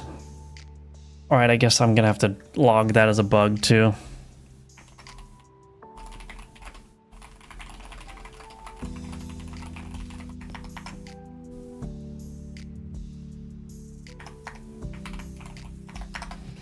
Why doesn't that work?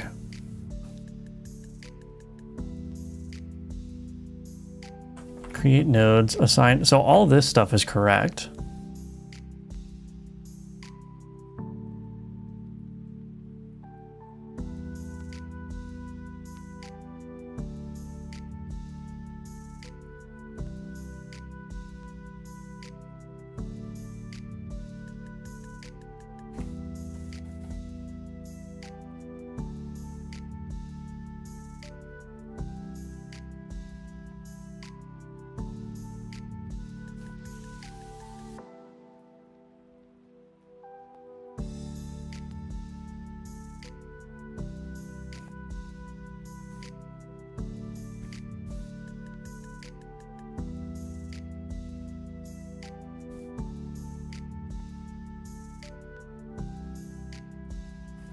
Enemy board generator RNG.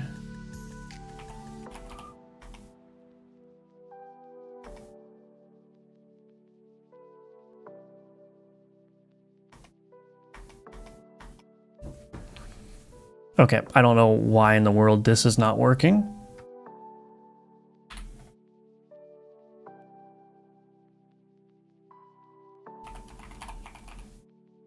Oh, that's going to be a problem.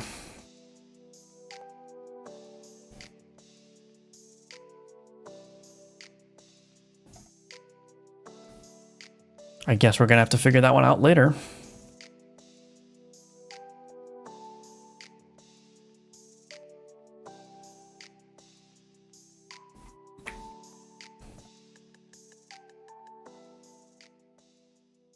It's got to be in the enemy board generator that it's failing. Oh, I know why.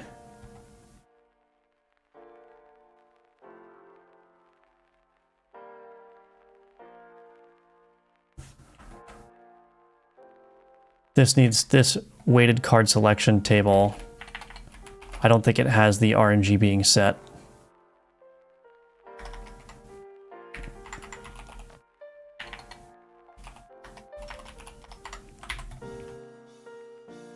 That would do it. Yeah, that loot table. Okay. That table is not having the seed set. Okay. Well, I'm working on a different branch right now, which is a problem. Prisoner chicken. Okay. Let's run it again. Prisoner chicken. Okay, I'm going to assume that that's correct since it would be very unlikely to generate the same board. Okay, we fixed that, but I'm working on a different branch, so that means I'm going to have to port that fix over. But at least now I can see if this will lock up again. If the locking up is only happening as a result of the combat log changes, that would be good. Oh yeah, it looks like after the fire damage ticks, it breaks, and it's not logging it here. Interesting. So I think this bug is just related to the combat log, which is weird.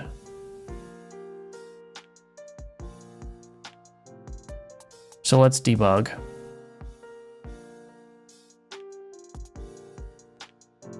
Edit breakpoint, damage dealt entry dot damage or dot type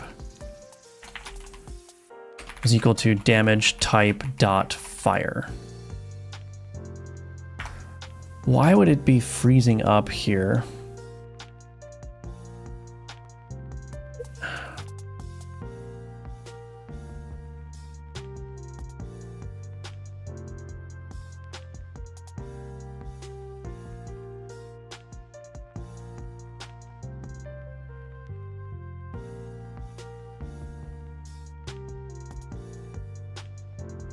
Oh, you know what?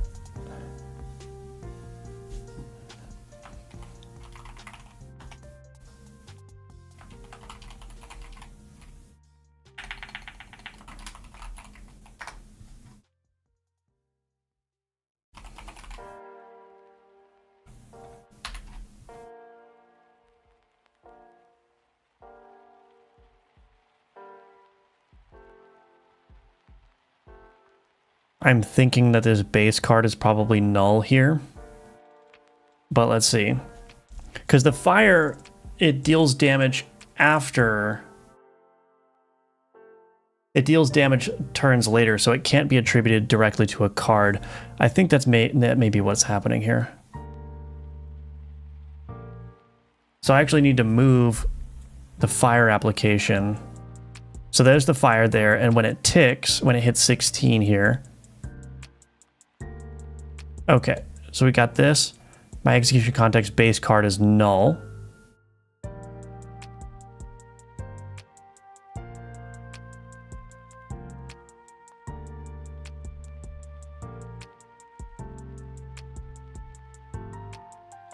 Okay, I think this is the problem here.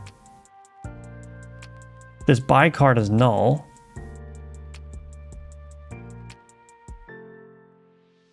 So why was I not getting a null reference exception thrown here? That's the part I don't understand. It wasn't throwing an exception, but if there's a null reference exception. So I think this is relatively easy to fix though.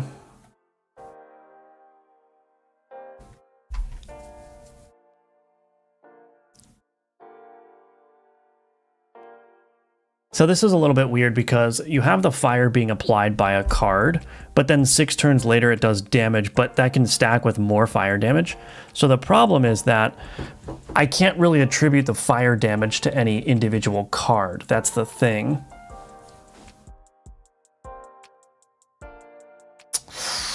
Yeah, I don't know. First time commenting on a stream. Welcome to Sky One. Good to see you. Welcome, welcome. Consider this background music the Firebelly original soundtrack. Do you have a video explaining how you do your game debug menu? That looks very interesting. I would like to be useful for a project I did. So basically, I assume you're talking about Gunforged. Basically, the way that works is all of my entities ended up being in a very specific directory. And so what I did is if I were to open up a debug menu and I wrote spawn rat, for instance, what I can do is I can just break apart that string into different words by just splitting on the space characters, right? And then if the first word is spawn, then I go down the spawn execution path. And what it does is it takes the second argument, which would be rat in that case, and it essentially just goes in to that directory where I have all my entities, and it finds the scene with the name rat and then creates that scene at the appropriate location. So that's basically how it worked, and you can extend that out to doing everything else, you know, spawning gold or whatever. So it's very simple. It's just a matter of like splitting apart the string and then just figuring out which branch of code to go down. I think there's like a very handy like debug add-on that tries to make that process of having like a debug console easier, but I haven't used that yet. So Godot scene design and more likely easier to apply composition rather than inheritance. I think that's true, yeah. A shadow board is being instantiated. The first seed was, oh, thank you. I appreciate that. Thank you, Anthony. Both, yeah, yeah, so I think we figured it out. Hello, Kusei, welcome back. I should have read the code earlier. Thank you so much for the 400. Is that... I don't know what currency that is. I'm going to embarrass myself. Is that the Japanese currency? But thank you so much. That's very generous. Very much appreciate that. Is there a try catch swallowing it? No, I don't think so. Fire's making it freeze, yeah. Oh, the debug menu you have here in this game. Oh, I see. That is just, you can just add your own properties to the project settings. So here... game debug test player cards. I can do game debug hello like that, and I can choose the type here. So in this case, I'll leave it as bool. Click add, and then adds a new property here, game/debug/hello. The slashes denote where in the project settings it'll be. So this is the game section, debug section, and then hello. And then you can just read those project settings. So what I have here is my game debug singleton, which has a key for all the project settings, and then I just have helper methods like is training dummy enabled, return if the OS is debug build, and the project setting as a boolean is true, right? So it's pretty easy. I've used the debug screen add-on, how to make a C# wrapper, but other than that, it's really good for what it was. Awesome. Yeah, and it's about $4. Well, thank you. Thank you, thank you. Gaslight cards, yeah. I watched your game jam. My comments appear a couple of times, but none of them were one of my stupid comments, so I call that a win. Awesome. Yeah. Yeah. You hear that, everybody? You may end up in a video if you comment on this stream here. I see. That's sick. Thanks. You're welcome.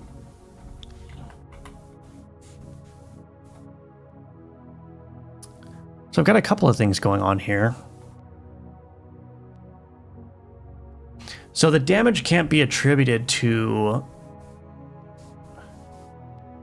The damage cannot be attributed to a card sometimes. So what I need to do is I need to do this.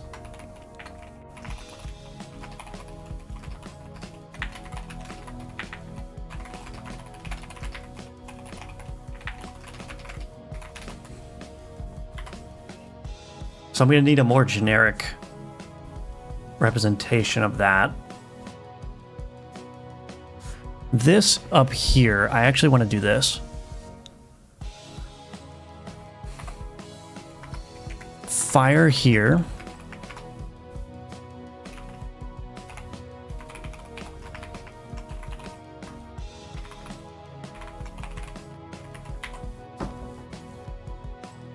So we need to move that back into here. This here.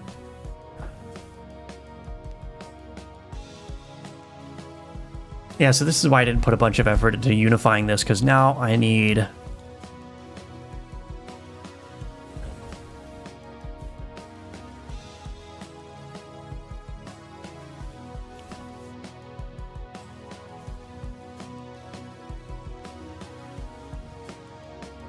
So in here, what I would do is essentially I would do this.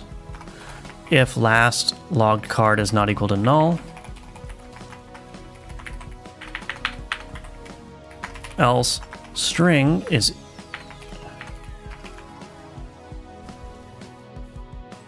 this damage dealt entry has a 2 board here.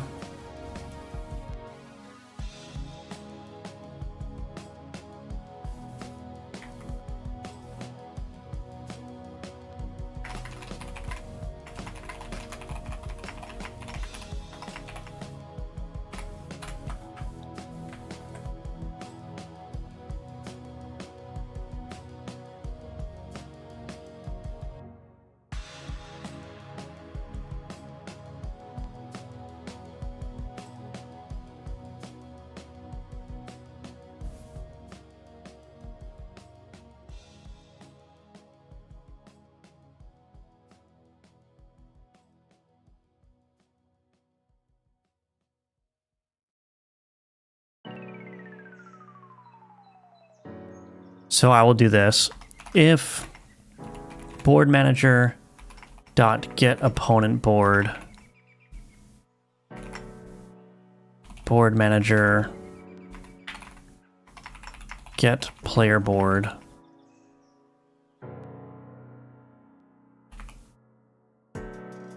damage dealt entry dot to board. So I'm going to actually simplify this. Public bool is enemy board. Return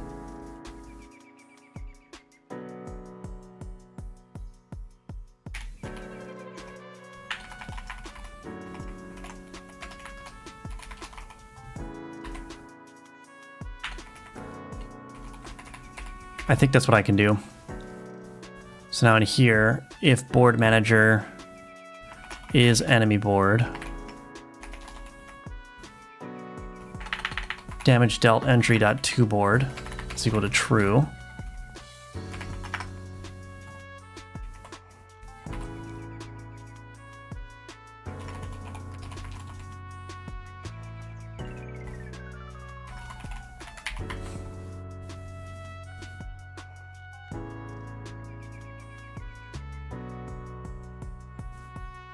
It's a little bit messy, but I think that will work.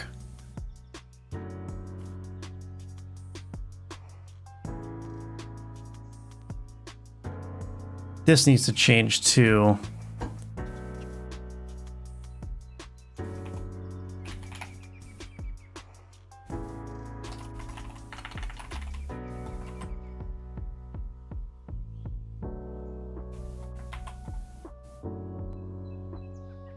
okay, let's see if that does anything. It's a little bit convoluted, but that's just the way it works.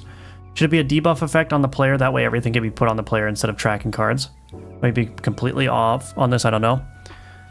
The fire is a debuff effect.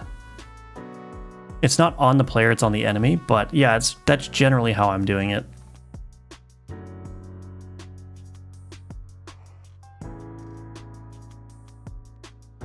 Okay, so here we go. Wyvern Hatchling applied 10 fire. Salamander applied 4 fire. And then here, enemy board took 16 fire damage, right? Why did it take 16?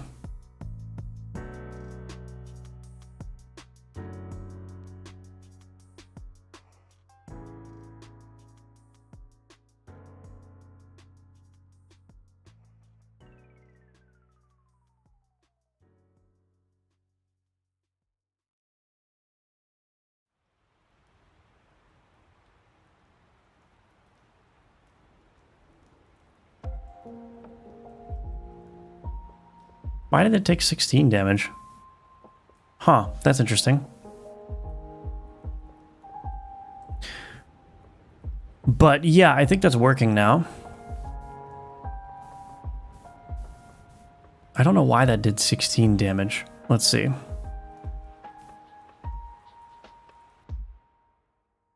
"10 fire, applied 4 fire. Enemy board took 4. Why did it take 16?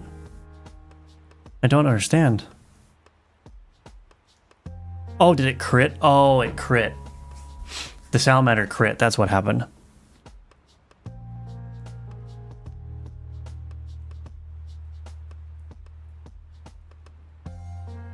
Oh, I don't have a crit.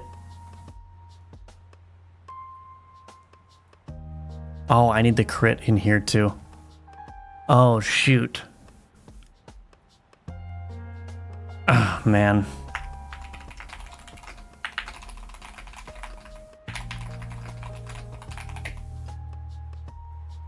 Poison is going to have the same issue.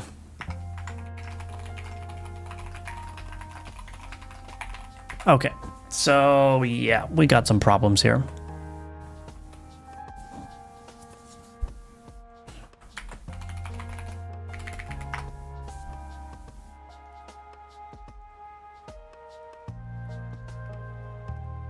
So what I probably want to do then is I might want to create a new, I might want to log. So I'm not currently logging when status effects are applied.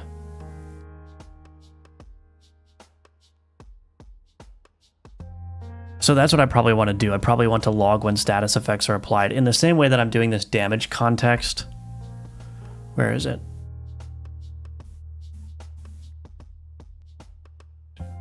Where is it?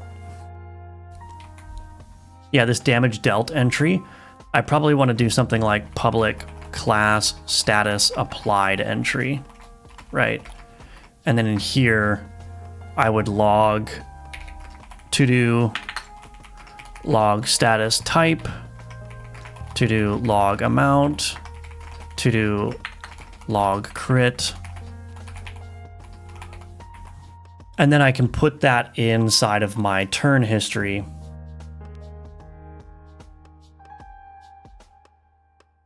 And then I can pull that into my combat log. So yeah, I probably need to do that. Now, that doesn't help with the healing, though. I have no way of tracking if heal was a critical thing. Unless I just make healing another damage type.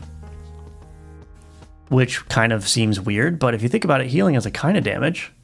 It's a negative damage. So in this case, it would just be to board, from board would be the same. By card type, amount is critical. I might want to add...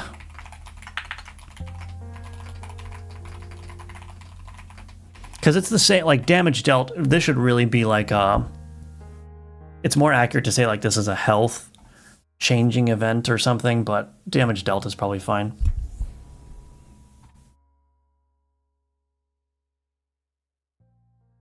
Now, how does heal actually work? Board combat component heal. Yeah, so in here...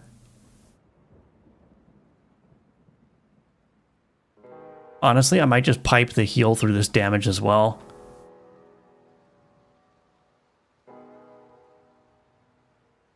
I'll have to think about that. Anyway, so the combat log is... it's getting there. There's a bunch of problems with it, but it's getting there.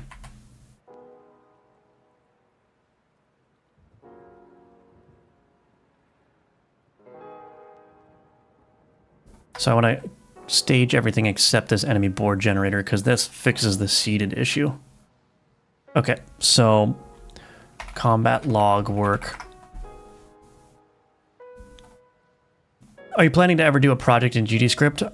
I just did one. I did Retro Mortis in GDScript. Can't see the log when you have the chat on screen. Oh, sorry. Stream overlay comments block a lot of the combat log. Mind dismissing them after reading them, please? Yeah, I try to do that. Sometimes I forget. You planning on adding rotation to items? No, I will not do that. that is not in the plans for now. Remember to port the fixed domain. Yep, that's what I'm doing right now. I think I should just be able to switch the branch. Yeah. Okay.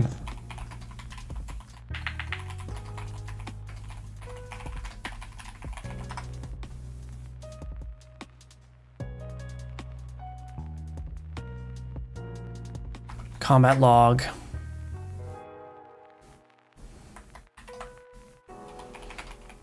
Pull rebase origin master. Okay. Oops. It's called we do a little force pushing.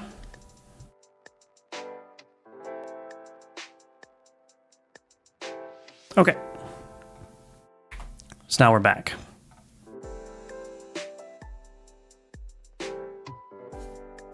Healing crits are funny. Imagine a mage casting a heal and exploding in your face. Yeah, I like the idea of crit. Like everything that applies a number basically in this game can crit.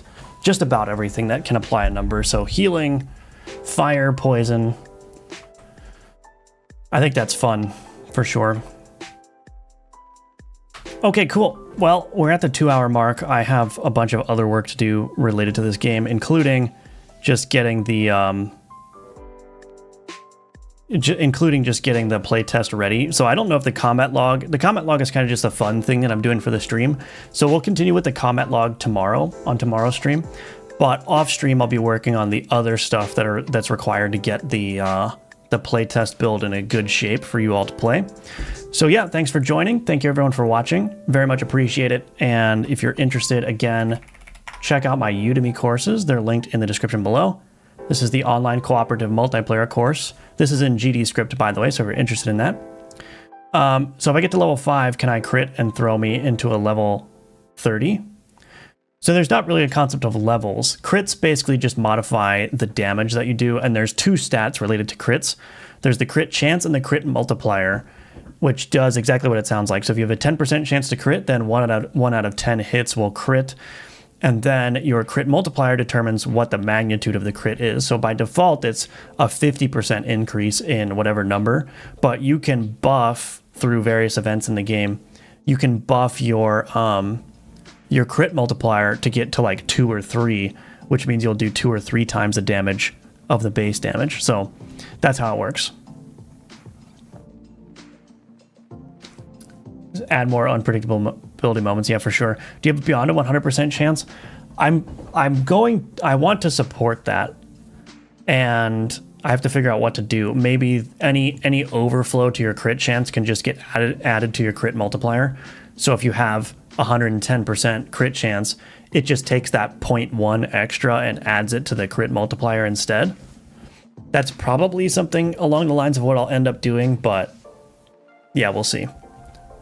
Obviously, all these questions need to be answered, but anyway, thanks again, everyone. I very much appreciate that, your support, and for hanging out and chatting.